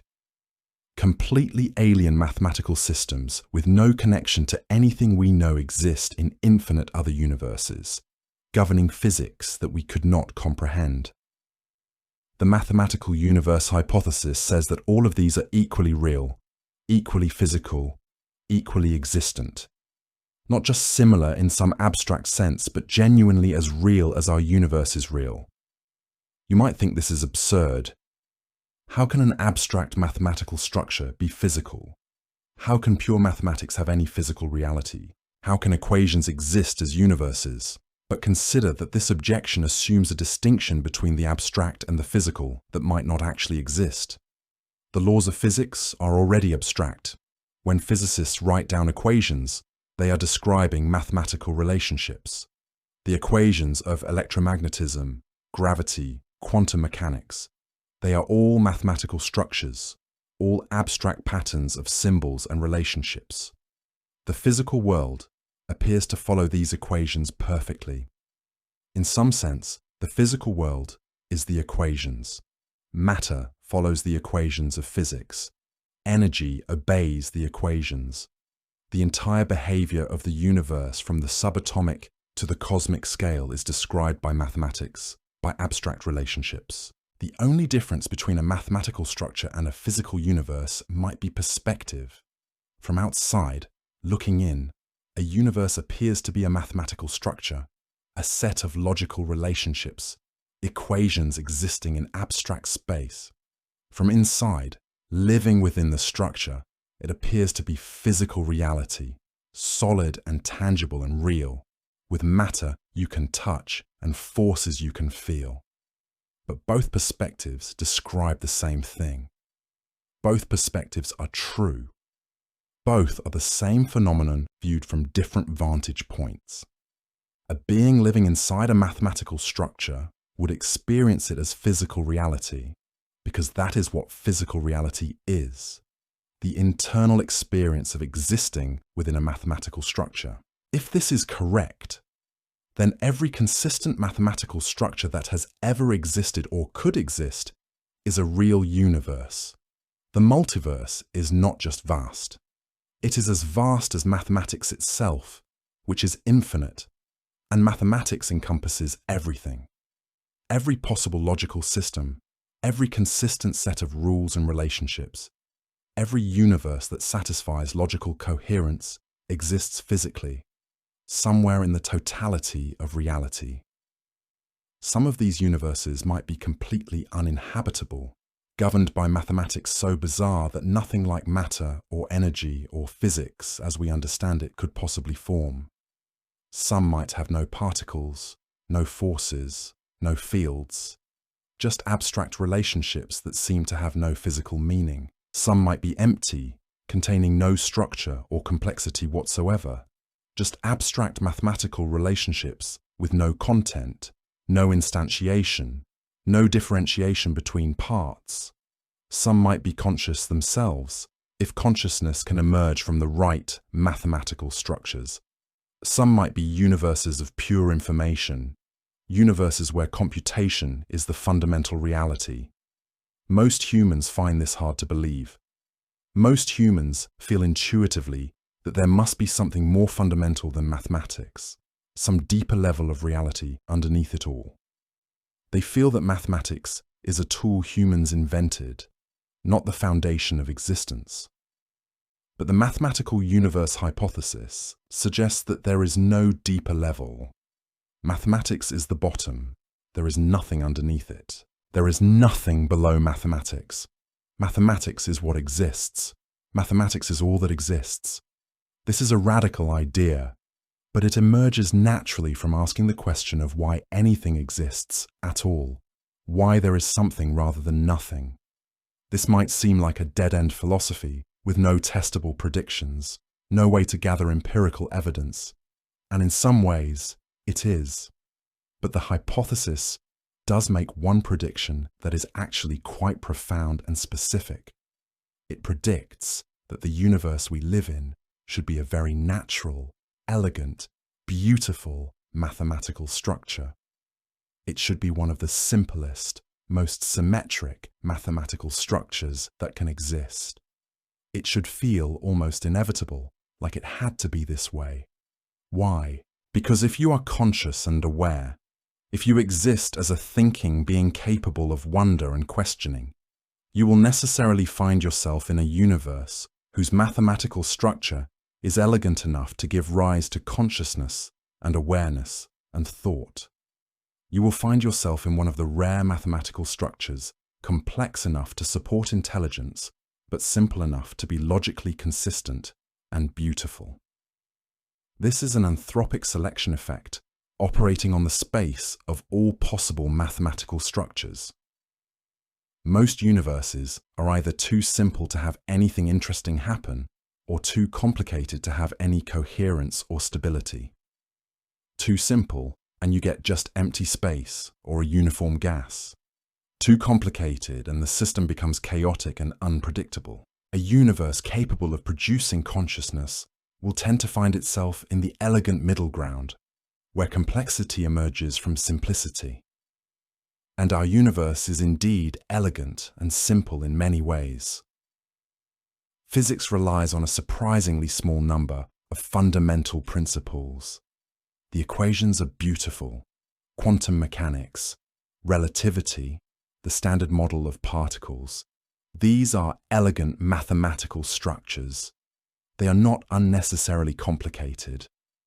A physicist looking at the equations of electromagnetism or gravity feels a sense of elegance, feels that they are looking at something deep and true. This might explain why the universe appears designed for life and consciousness, not because of divine design or luck, but because we could only be aware of a universe mathematically elegant enough to give rise to awareness.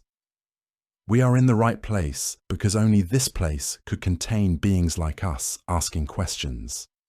But the mathematical universe hypothesis is not the only way to think about the ultimate nature of reality. Another hypothesis, equally strange and equally compelling to some physicists, is that we do not live in a universe at all. We live in a simulation. This is the simulation hypothesis, and while it sounds like science fiction, like something from the Matrix films, serious scientists and philosophers have taken it seriously. Some argue it is one of the few possibilities that must be true. The argument goes like this: if consciousness can be generated in a physical system, if minds can exist as patterns of matter and energy, electrical signals firing in neural networks, then it should be possible in principle to simulate a mind digitally in a computer. Digital computation is a very general process.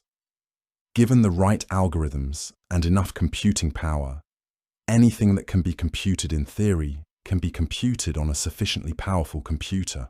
If minds are computable, if they can be reduced to information processing, then minds can exist in simulations running on computers just as they run on biological brains. If minds can exist in simulations, if consciousness can arise from digital computation, then a sufficiently advanced civilization could create simulated universes containing trillions of simulated minds, trillions of conscious beings living out complete lives inside a computer, never knowing they are simulations. Now consider this. We live in a universe. If the mathematical universe hypothesis is correct, all possible universes exist, including universes containing advanced civilizations. Some of those civilizations would be far more advanced than ours. Some of them would be 1,000 years ahead of us. Some would be 1,000,000 years ahead. Some would be 1,000,000,000 years ahead. Civilizations so advanced that their technology would seem like magic to us. These civilizations would have access to computing power that dwarfs ours by unimaginable margins. Imagine a civilization 1,000,000,000 years more advanced than humanity. The amount of computing power they could harness would be so enormous that they might be able to simulate entire universes with as much detail as our universe has. What would they do with that power? Some of them might create simulated universes just because they could. In fact, if simulation is possible, advanced civilizations would probably create many simulated universes. Maybe millions of them, or billions, or more. The reason is simple. Simulations would be useful for many purposes. Some might create simulations of their own history to study how their civilization evolved. Some might create completely fictional universes just to see what would happen, what kinds of laws of physics, and what kinds of civilizations would emerge.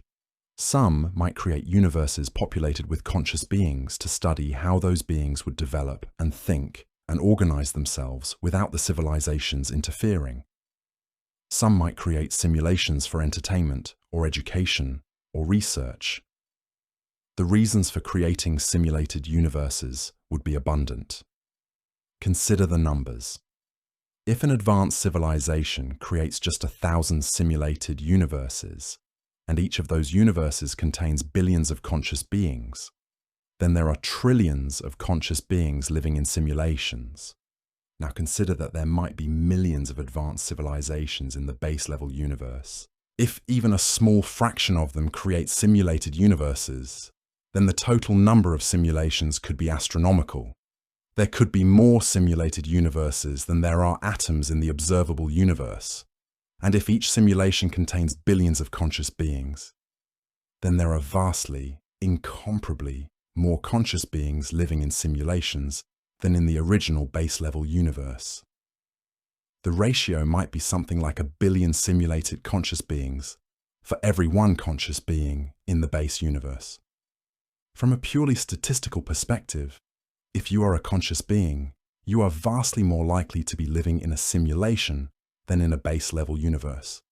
You are billions of times more likely to be in a simulation. This is the simulation argument.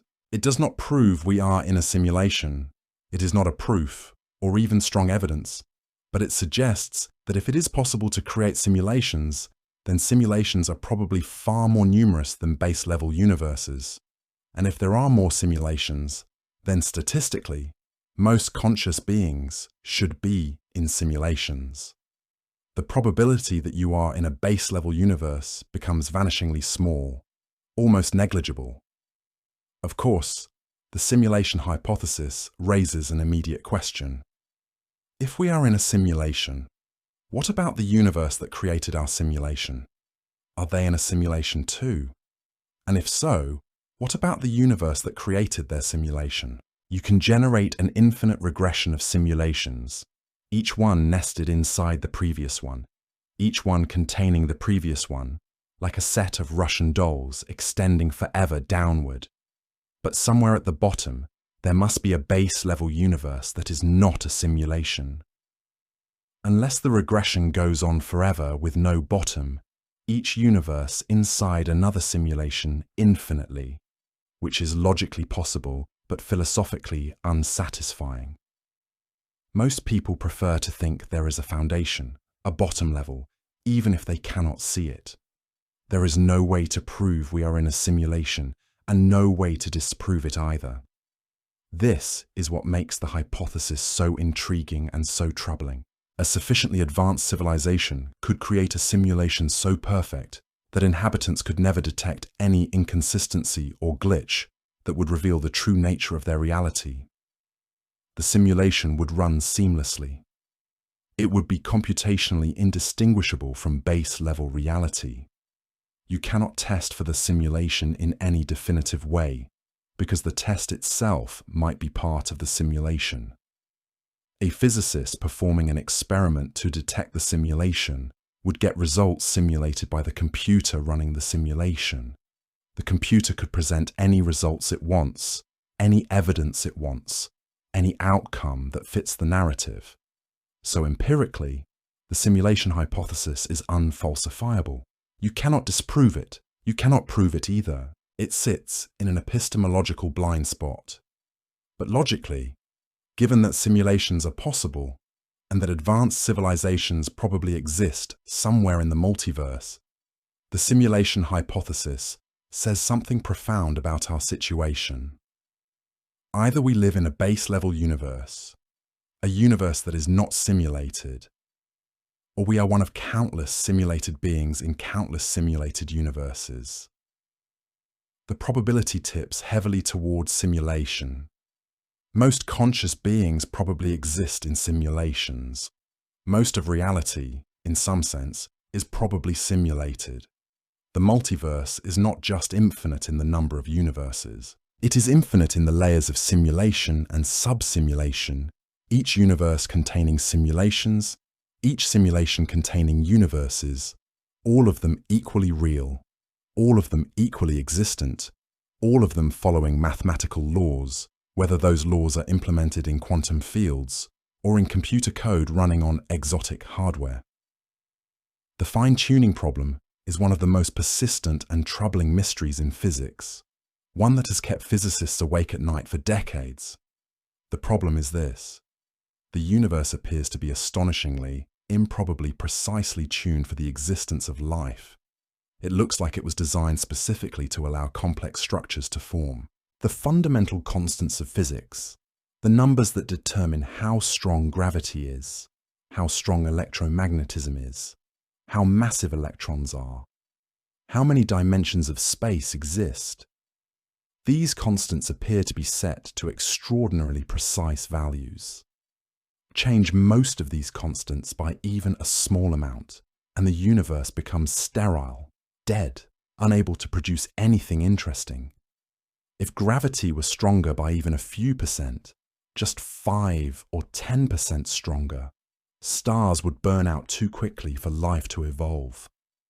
The lifetime of stars would be shortened so much that planets would not have billions of years to develop complex chemistry and complex life. The nuclear furnaces in stars would burn through their fuel too fast. Planets would be crushed by the stronger gravity. If gravity were weaker by a few percent, the opposite problem occurs. Stars would never form in the first place. The gas clouds in the early universe would not be able to collapse under gravity. The universe would remain a diffuse soup of particles with no structure, no galaxies, no stars, no planets. If the electromagnetic force were slightly stronger, atoms would not form properly. Electrons would crash into nuclei. If it were slightly weaker, chemical bonds would be too weak to create molecules. Atoms would not hold together. Water would not exist. Chemistry as we know it would not work. The fine structure constant that determines the strength of electromagnetism is approximately 1/137. This number seems almost arbitrary. Change it by just 1%, just a small fraction, and atoms fall apart.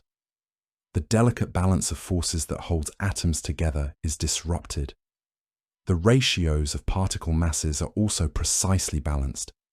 The proton is about 1,836 times heavier than the electron. This ratio seems arbitrary too, but change it by more than a few percent, and atoms cannot form stably. Different atoms would have different structures. Chemistry would work differently, or not at all. The universe requires dozens of these physical constants to all be fine-tuned to within part per billion or better for complex structures to form. The fine structure constant, the gravitational constant, the mass ratios, the quark masses, the vacuum energy density, and many others all need to align. The probability of hitting all these values by random chance is incomprehensibly small. It is like having a trillion dials, each one needing to be set to a precise position within a range of 10 billion possible settings, and having all trillion dials randomly land in exactly the right positions on the first try. The probability is so small that it approaches zero. It seems impossible, like something that should never happen, like something that could not happen without some guiding hand. It seems to require either divine design, a creator who carefully adjusted all the constants to allow life to emerge, or cosmic luck so extreme that it borders on the miraculous, or something else entirely. The multiverse hypothesis provides the something else. If there are infinite universes, each with different physical constants, then some of those universes will inevitably have constants fine-tuned for life. In fact, in a large enough ensemble of universes with random constants, you would expect some fraction of them to have the right constants for galaxies and stars and planets and life.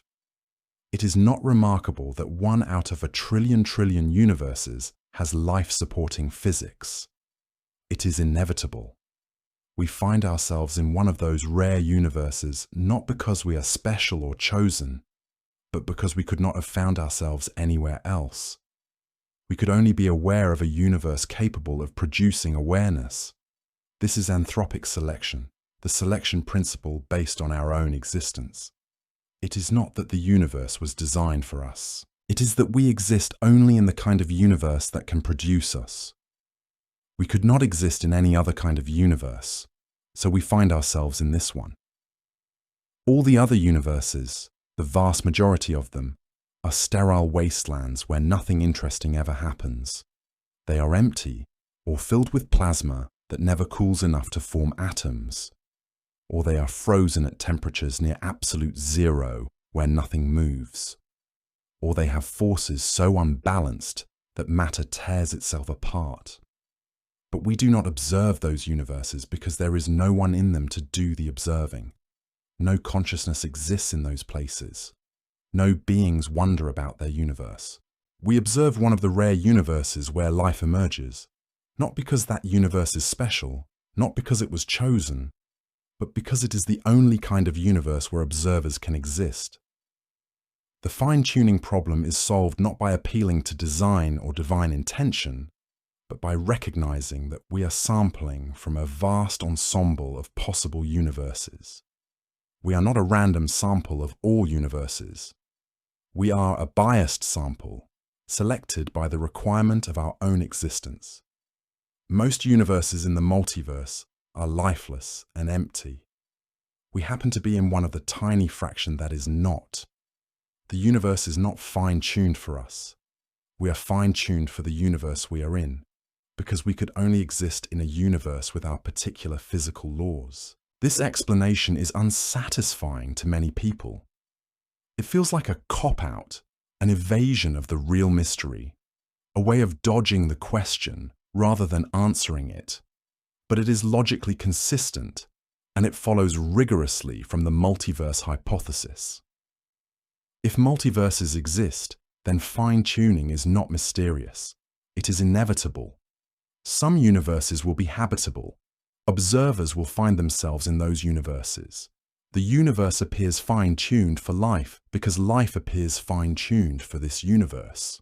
We are here because we could not be anywhere else. But there is an even stranger implication of quantum mechanics and the multiverse that touches on questions of identity and survival. It is called quantum immortality, and it suggests something that sounds like science fiction, but follows logically from the many worlds interpretation if you think about it carefully enough. Quantum immortality arises from a thought experiment about quantum mechanics and branching and subjective experience. In the many worlds interpretation, every quantum event creates branches. When you measure something, when you observe a quantum system, the universe splits, and different versions of you experience different outcomes. Now imagine a hypothetical scenario where your survival depends on a quantum outcome. Imagine a quantum random number generator that decides whether you live or die. When you press the button, the generator produces a random number, a quantum event with 50-50 odds. If the quantum measurement lands on heads, you die instantly and painlessly. If it lands on tails, you live. According to many worlds interpretation, the universe splits into two branches. In one branch, the measurement lands on heads, and you die. In the other branch, the measurement lands on tails, and you survive. From your perspective, from the perspective of your subjective experience, your continuous consciousness, you will always find yourself in a branch where you survived. You will experience the next moment of consciousness in a branch where the quantum generator landed on tails. The branches where you died are just as real. Mathematically, half of all the versions of you cease to exist at that moment, but your conscious experience, the continuous stream of consciousness that you experience as being you, continues only in the branches where you survived. You will never experience your own death. You will never be conscious in a branch where you die. No matter how many times you repeat this experiment, each time the generator will land on the survival outcome from your subjective perspective. From the perspective of all possible branches, half of you die and half survive. But from your first-person perspective, you survive every time. You can never actually experience yourself ceasing to exist. This is quantum immortality. It does not mean you are literally immortal in the sense of living forever unchanged. It means that your subjective experience of existence is restricted to branches where you continue to exist. All the versions of you in branches where you died are gone, erased from reality in those branches. But the version that continues thinking and experiencing and observing will always find itself in a branch where the mechanism failed to kill you. There are versions of you in branches where you beat impossible odds repeatedly, where you survive 100 quantum random death trials in a row, where statistics and probability say you should have died. Those branches exist. They are real. The versions of you in those branches will experience that survival. The fact that those branches are statistically rare does not make them less real. They exist mathematically, and the versions of you in those branches will experience their own survival with certainty from their first-person perspective. This has troubling implications for identity and survival and what it means to continue existing. If you undergo cryonic preservation with the hope of being revived in the future, quantum mechanics suggests that some branches will have you successfully revived, and those are the only branches where your consciousness continues. In the branches where the revival fails, the process does not work. Your body does not thaw properly. The vitrification crystallizes instead of preserving you perfectly. You simply cease to exist. Your subjective experience ends. Your consciousness stops. But from the subjective perspective of your continuous consciousness, the perspective of the version that survives and is revived, you will always find yourself in the branch where you wake up successfully. You will never experience failure, because you will never experience anything in branches where you have died or ceased to exist.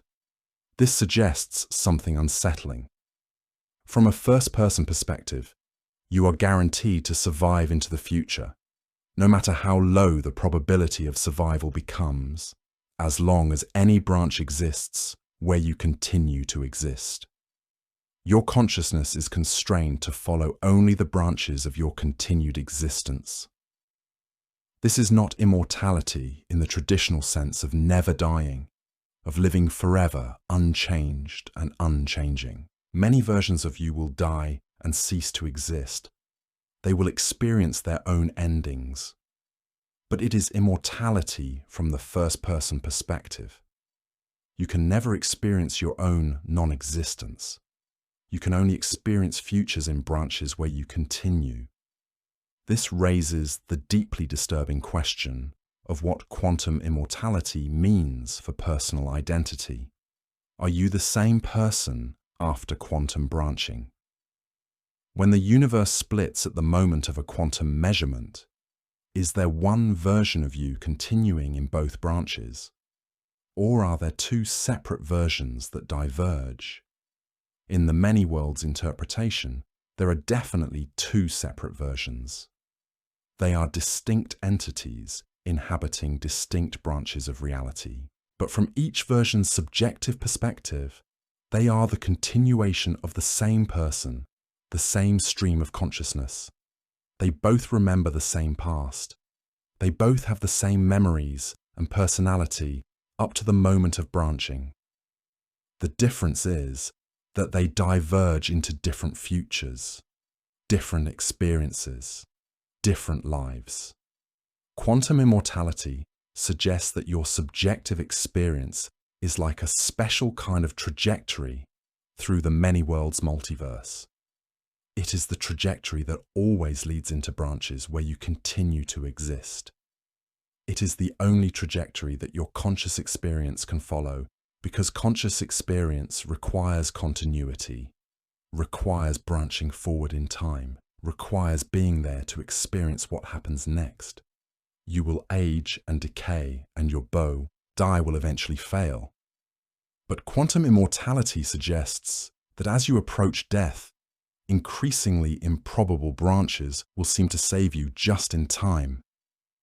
A cosmic ray happens to disrupt the device that is killing you. A quantum fluctuation causes the fatal process to fail at the last moment. A branch exists where the fatal event never occurred, where your attacker's gun jams, where the car swerves away from you. Your consciousness will follow the increasingly unlikely branches, the statistically rarer and rarer timelines, as long as any branch exists where you continue. Eventually, perhaps, when you approach the heat death of the universe itself, billions of years in the future, when the universe has expanded so much and cooled so much that no more complex structures can form, no more complex processes can happen, then perhaps no more branches exist where you can continue. The quantum immortality trajectory would end. The vast expansion of the universe and the decay of all structure would force even the immortal consciousness to eventually cease. But until that distant point, from your subjective perspective, you will experience an endless succession of unlikely survival events, an increasingly improbable timeline, a trajectory through the multiverse that always avoids your own non-existence. This is perhaps the strangest implication of many worlds quantum mechanics. It suggests that conscious experience is fundamentally constrained to follow branches of continued existence. It suggests that from the first-person perspective, you are immortal in a very real and very literal sense. And it suggests that the future you experience may become increasingly improbable and bizarre, following rarer and rarer branches, stranger and stranger coincidences that keep you alive, but you will never actually experience the branch point where you cease to exist. Your consciousness will always seem to find a way forward. So here we are, at the edge of what can actually be tested, what can actually be measured, what can actually be known. Quantum immortality is beautiful in its way, elegant and terrifying, but it points to a deeper problem that physicists have been wrestling with for decades now. The multiverse is real mathematically. The equations produce it. String theory predicts it. Quantum mechanics implies it. Eternal inflation spawns it. The logic is sound. The reasoning is rigorous. But there is a fundamental issue that sits underneath all of this, like a persistent itch that cannot be scratched. There is no way to test it. There is no experiment you can perform that will definitively show whether other universes exist. By definition, other universes lie beyond the observable horizon. Light from them cannot reach us. Gravitational waves from them cannot reach us. Information of any kind cannot reach us. They are causally disconnected from our region of space-time. We cannot see them. We cannot measure them. We cannot send probes to them.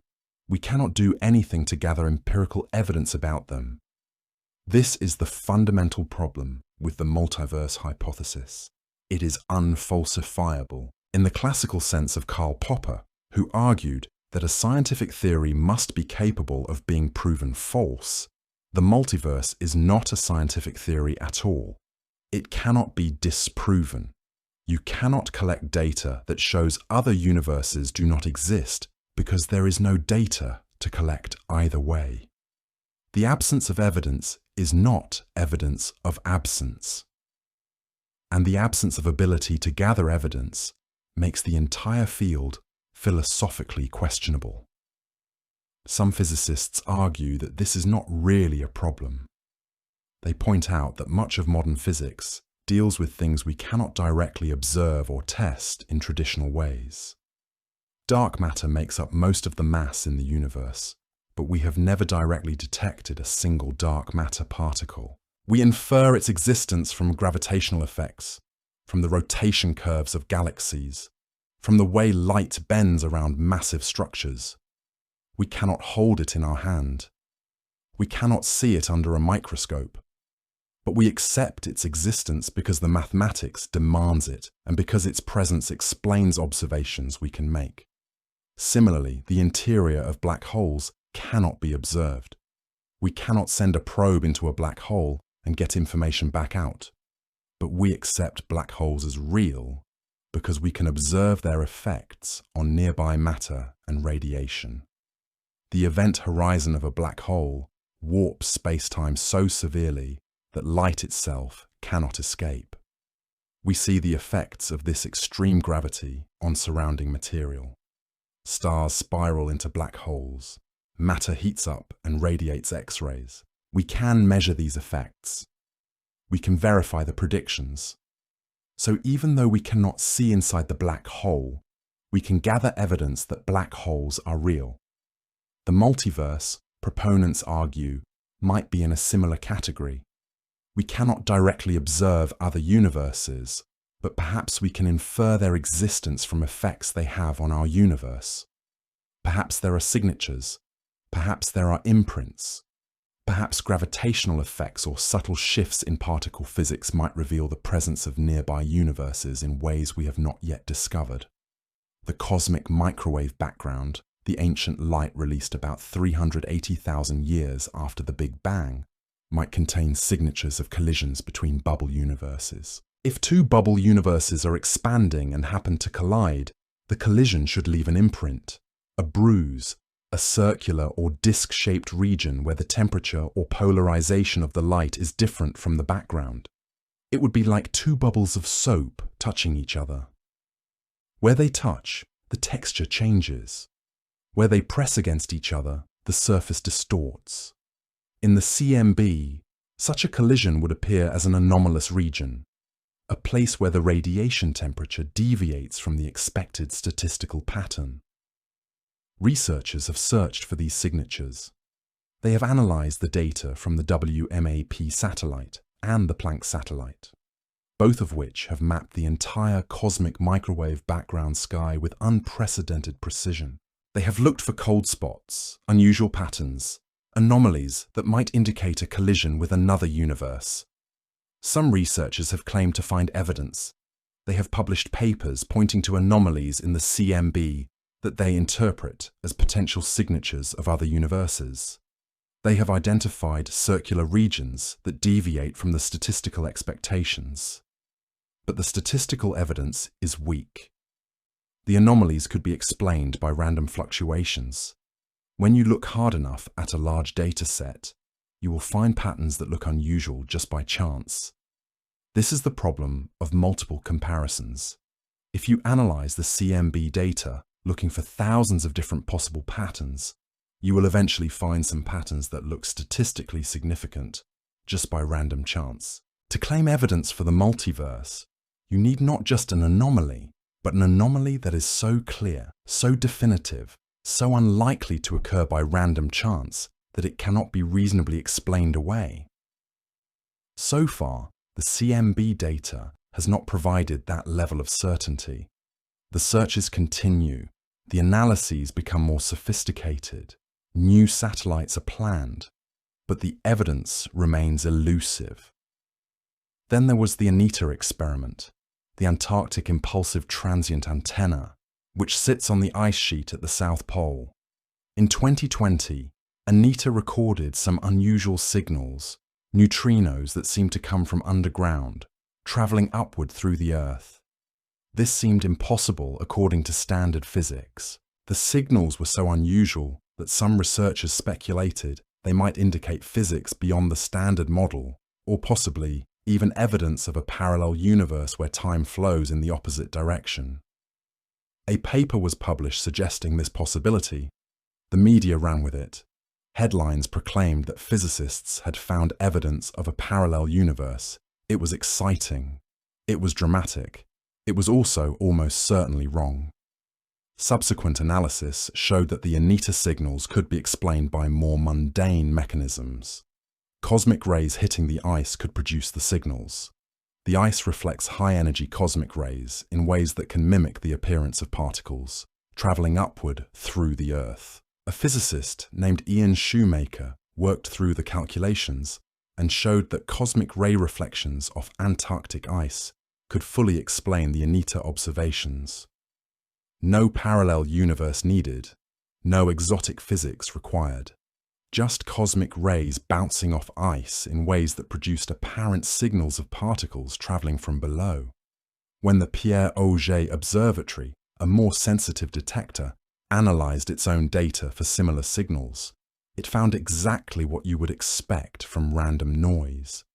One event that looked unusual, consistent with background. No evidence of parallel universes. The ANITA story is instructive because it shows how easy it is for speculation to become transformed into fact by media outlets hungry for dramatic stories. A speculative paper becomes a headline. The headline spreads across social media. People share it as if it is established science. But the actual science is far more tentative, far more cautious. Physicists are trained to be skeptical. They demand evidence. They demand reproducibility. They demand that extraordinary claims be backed by extraordinary evidence. The multiverse remains extraordinarily speculative. But here is where the argument gets interesting. There are some physicists who argue that the multiverse does not need to be directly testable to be part of science. They argue that science is about developing the most complete, most consistent explanation of reality that we can achieve with the tools available. The multiverse emerges naturally from accepted theories.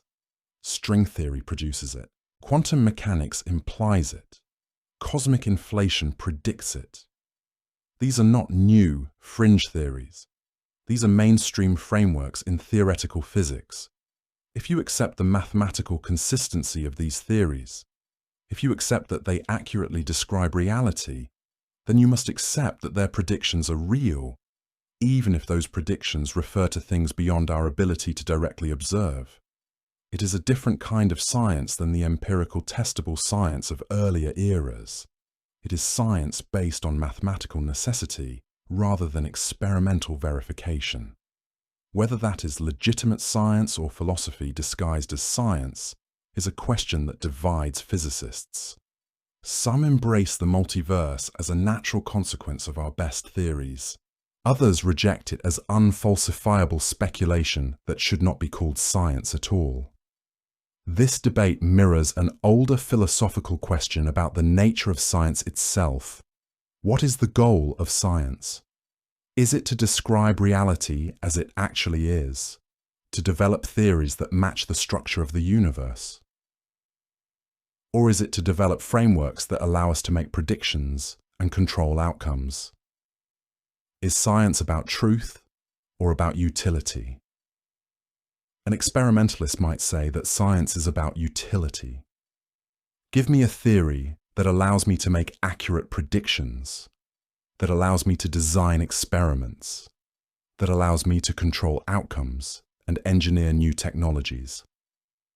Whether the theory corresponds to reality in some deep sense is less important than whether it works. A theorist might argue the opposite. The purpose of science is to understand reality, to develop descriptions of how the universe actually is structured. Predictions are important, but only as a test of whether our descriptions are accurate. If we develop a theory that makes accurate predictions but misrepresents the actual structure of reality, that is not successful science. The multiverse sits in the tension between these two perspectives. As a prediction, it is mathematically inevitable given our best theories, but as something we can verify, it is completely inaccessible. So the question becomes, does mathematics alone constitute proof? Is a mathematical prediction real if you cannot verify it? Is a universe real if you cannot observe it? Most physicists believe that there is something deeply problematic about the idea that only things we can observe are real. But they also believe that there is something deeply problematic about building scientific theories on foundations that cannot be tested. The multiverse forces us to choose, or to accept that perhaps the dichotomy is false. Perhaps the universe is larger and stranger than our ability to observe. Perhaps reality extends beyond what we can measure. Perhaps there is a perspective shift happening in physics, where testability is becoming less central to what counts as legitimate scientific thinking. This shift creates a space for another disturbing idea to emerge. If there are infinite versions of you scattered across infinite universes, what does it mean to be an individual? What does it mean to have identity? This is the doppelganger problem, and it cuts to the heart of what it means to be a person. In the many worlds interpretation, every time a quantum measurement occurs, the universe branches. Every time you make a choice, in a sense, the universe splits into branches where you made different choices. In one branch, you read this sentence and continued. In another branch, you read this sentence and stopped. Both versions exist. Both versions are real. Both versions are you. Except that they are not you. They are versions that split off and diverged. They are not connected to your consciousness anymore. Your consciousness continues on one particular branch. The other versions continue on other branches. You will never know what they experience. They will never know what you experience. You are disconnected from your other selves, even though they share your memories up to the moment of branching. This raises a philosophical problem. If there are infinite versions of you, with slightly different memories, different histories, different experiences, what makes them all you? What is the continuity of identity? In classical philosophy, identity requires continuity. You are the same person as the 5-year-old version of yourself, because there is an unbroken causal chain connecting you to that younger version. Memory connects you to your past. There is a continuous stream of consciousness, a narrative arc that ties your past to your present. Your body changes over time. The atoms that made up your infant body are largely gone, replaced by new atoms. Your brain has reorganized itself countless times. Your personality has shifted. Your beliefs have changed. Your values have been transformed by experience. And yet you maintain the sense that you are the same person. Because that consciousness has been continuous. There was never a moment where the stream of consciousness was broken. It continued through sleep, through illness, through trauma, through every experience. That continuity, that unbroken thread of consciousness, is what makes you you. But in the many worlds interpretation, that continuity breaks down catastrophically. Every quantum measurement creates a branching. At the moment of branching, there are now two versions of you with identical memories and identical consciousness, but they immediately begin to diverge. Which one is the real you? Or are both real? Are there multiple real versions of you, each thinking they are the only real version? From the outside perspective, from the mathematical perspective of the wave function, both versions are equally real. Both are described by the equations. Both are part of the universal quantum state. But from the inside perspective, from the first-person subjective viewpoint, you only experience one of them. You follow only one branch. You have only one continuous consciousness. So which branch is you? Is you the branch that survives the quantum measurement? Is you the one that dies? Or are you somehow both simultaneously split into two people who share a past but have different futures? This problem becomes more acute when you consider quantum immortality. If quantum mechanics allows for branching, and if your consciousness is constrained to follow only the branches where you survive, then you will continually find yourself in increasingly unlikely branches as you near death. Your consciousness will follow an increasingly improbable trajectory. You will experience yourself aging indefinitely, finding increasingly unlikely escapes from death in branches that are statistically rarer and rarer. A disease that should kill you mysteriously goes into remission. A car accident that should be fatal somehow misses you by inches. An accident that would be fatal fails to happen. From the first-person perspective, you are immortal. You survive impossible odds. You escape death time and again. But from the outside perspective, almost all of your branches die normally. Billions of versions of you will have normal deaths. Heart attacks, cancers, accidents, age. Only a tiny fraction will find themselves on the quantum immortality trajectory. From the first-person perspective, you will always be that tiny fraction. You will always be the lucky one who survives. You will experience yourself as the special version, the one with impossible luck, the one who escapes what kills all the others.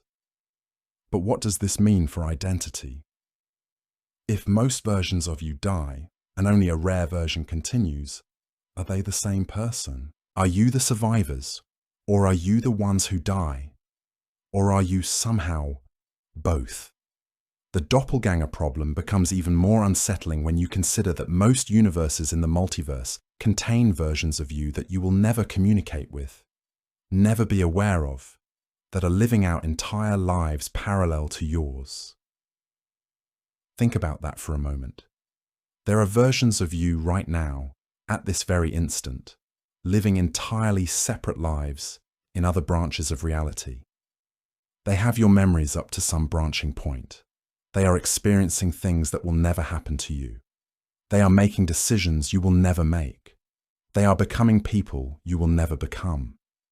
There are versions of you in universes with different physical laws entirely. Versions living in mathematically possible universes where the constants are different, where gravity is stronger, where electromagnetic forces are weaker, where time flows differently or in multiple directions simultaneously.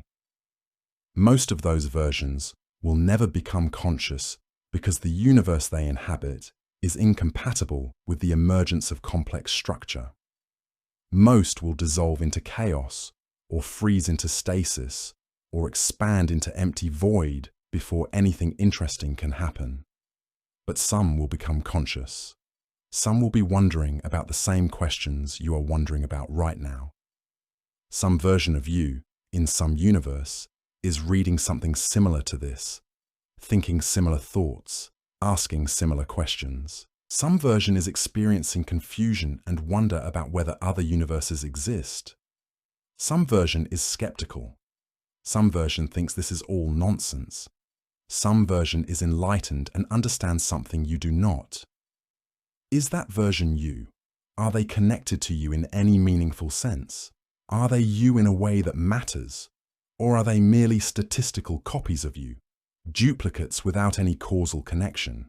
The many worlds interpretation suggests that yes, they are part of the same wave function. They are all aspects of the same universal quantum state, but they are also completely disconnected from you. They cannot communicate. They cannot verify your existence. They cannot know that you are thinking similar thoughts. Each version is trapped in its own branch, isolated by the branching structure of the multiverse. From a practical perspective, the doppelganger problem might not matter. You will never meet your other selves. You will never know what they experience. Your actions in this universe cannot affect them. Their actions cannot affect you. You are causally disconnected. So in a practical sense, they might as well not exist. But philosophically, it is deeply troubling.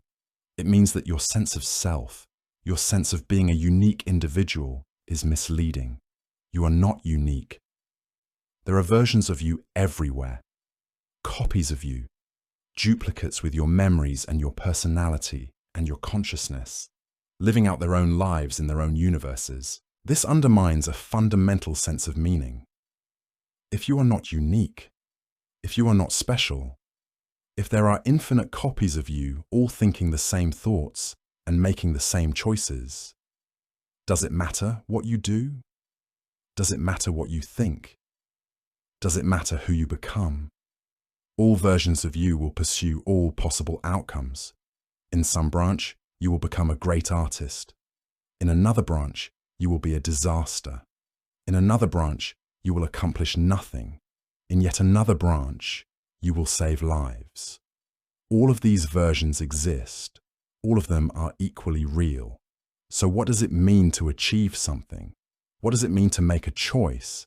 If every possible outcome is realized in some branch, then in some sense, no choice you make is unique. Every possible choice is made by some version of you. The doppelganger problem suggests that individual choice, individual identity, and individual significance all become questionable in the multiverse. You are not a unique being making a unique choice. You are one version among infinite versions, making one choice among infinite choices, each choice realized in some branch of reality. This is deeply disorienting. Our sense of meaning comes from believing that we are unique individuals, that our choices matter, that our lives have significance. The multiverse and the many worlds interpretation undermine all of that. They suggest that you are not special. Your choices are not special. Your life is not unique. Every possible version of your life is being lived by some version of you, somewhere in the multiverse. Consider the weight of that realization. Right now, some version of you is making the choice to stop reading this and do something else. Another version continues reading. Another version never encountered these words at all. In one branch of reality, you became a doctor. In another, you became a criminal. In another, you never existed because your parents' life paths diverged differently. Every possibility exists. Every choice branches. Every outcome is realized somewhere. This creates a strange philosophical position. If every possible outcome is realized, then in what sense do your choices determine your future? In what sense are you responsible for the choices you make? Your future is not determined by your choice because all futures are realized in some branch. Your choice does not select which future happens. It only selects which branch you end up on. But versions of you end up on all the branches. So does your choice actually matter? If both the choice to help someone and the choice to ignore them are made by different versions of you in different branches, then what does morality mean? What does responsibility mean? Are you responsible for the kind act performed by one branch of you? Are you guilty of the cruelty perpetrated by another branch? I do both, but also you did neither. Some version of you is a hero. Some version is a villain. Some version never faced the choice at all. Which version is the real you? Which version is responsible? These are the philosophical implications of the multiverse. They suggest that our entire framework for understanding identity, choice, and responsibility needs to be rethought. The multiverse does not just expand the size of reality, it fundamentally changes what reality means. It changes what you mean.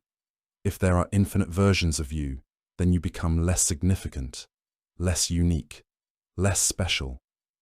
Your individuality dissolves into the vastness of the multiverse, and that is a difficult thing to accept. But there is a deeper issue underneath all of this. There is a limit to what we can actually know about the multiverse, and perhaps there is a limit to what we can know about reality itself. The problem is that we are trapped inside the universe. We are trapped inside one particular branch of the many worlds tree. We are trapped inside one particular bubble in the inflationary multiverse. We are trapped inside one particular region of the vast landscape of string theory vacua. We can only observe things within our causal light cone. We can only receive information from things that are close enough that light has had time to reach us. Everything beyond that boundary, everything that is too far away for light to reach us, is fundamentally unobservable. The observable universe is only about 6 billion light-years in radius. Beyond that, there is more universe, but the light from it has not had time to reach us. According to inflation, the universe extends far, far beyond what we can see. It might be infinite. It might contain other bubble universes. It might contain every possible configuration of physics. But we will never know. The information is cut off from us by the finite speed of light. This is not just a limitation of current technology. It is a fundamental limitation of physics. No signal can travel faster than light. Therefore, no information can reach us from beyond our observable horizon, no matter how advanced our technology becomes. We are forever cut off from most of the multiverse. We are trapped in an island of reality surrounded by an ocean of the unknown. The only universe we can ever study is our own. The only physics we can ever test is the physics within our causal reach. This creates a problem for the scientific study of the multiverse. We cannot study the multiverse directly. We can only make mathematical predictions about what it might contain. We can only develop theories that predict its existence, but we cannot gather experimental evidence. We cannot test the predictions. We are limited to pure theory. And pure theory without experimental verification is philosophy, not science. This does not mean the multiverse is wrong. It might be right. The mathematics might be correct. The predictions might be accurate. But it means that the study of the multiverse is fundamentally limited. It is fundamentally uncertain. We can develop increasingly sophisticated theories. We can refine our understanding of the mathematics. We can find indirect signatures in the sea, osmic microwave background, or in other observations. But we will never be able to directly access the multiverse. We will never be able to test it in the way we can test other theories. We will never send a probe to another universe and get data back. We will never measure the physical constants in a neighboring bubble. We will never verify through experiment that parallel universes actually exist. This is not a limitation that better technology can overcome. It is a fundamental limit built into the structure of causality itself. Light travels at a finite speed. Information travels at most at light speed. Therefore, regions of space beyond light travel distance are forever causally disconnected from us. The information barrier is absolute. This limitation extends to other deep questions about reality. Is consciousness fundamental or emergent? We cannot know with certainty. It might be fundamental. Consciousness might be a basic feature of the universe, woven into the fabric of reality at the deepest level, perhaps even into quantum fields themselves. Or it might be emergent, arising only in sufficiently complex systems, an accident of biology, something that appears when matter is organized in particular ways, but has no deep significance in the fabric of reality. We have no way to test this definitively. We cannot gather experimental evidence about the nature of consciousness that would resolve the question once and for all. We can study the brain. We can map neural correlates of consciousness, the brain activity that occurs when someone reports conscious experience. We can measure which regions light up when you see a color, hear a sound, feel pain. We can develop increasingly sophisticated theories of how consciousness arises from physical processes. We can build models that predict behavior based on brain activity. But we cannot definitively answer whether consciousness is purely physical or whether it requires something more. We cannot test whether consciousness exists in the quantum vacuum, in the structure of space-time itself, in the mathematical foundations of reality. We cannot determine through experiment whether consciousness is fundamental to the universe or merely an epiphenomenon, a byproduct, something that emerges but does not feed back into the fundamental laws. Does the universe have a purpose? We cannot know. Does reality extend beyond what we can observe? We cannot know directly. We can speculate. We can develop theories. We can write elegant equations. But we cannot gather empirical evidence that definitively answers these fundamental questions. The limits of knowledge are built into the structure of reality itself. They are not limitations of our current tools or our current understanding. They are not problems that future technology can solve. They are fundamental. They are absolute. They are inescapable. We are trapped inside reality, looking out from within. We cannot step outside and see the whole structure from the outside. We cannot access regions we cannot reach through any means. We cannot verify predictions about things that are cause, disconnected from us by the absolute barrier of light speed and finite time. This is the fundamental condition of being conscious observers trapped inside a universe. We can know some things with confidence. We can measure distances, masses, temperatures.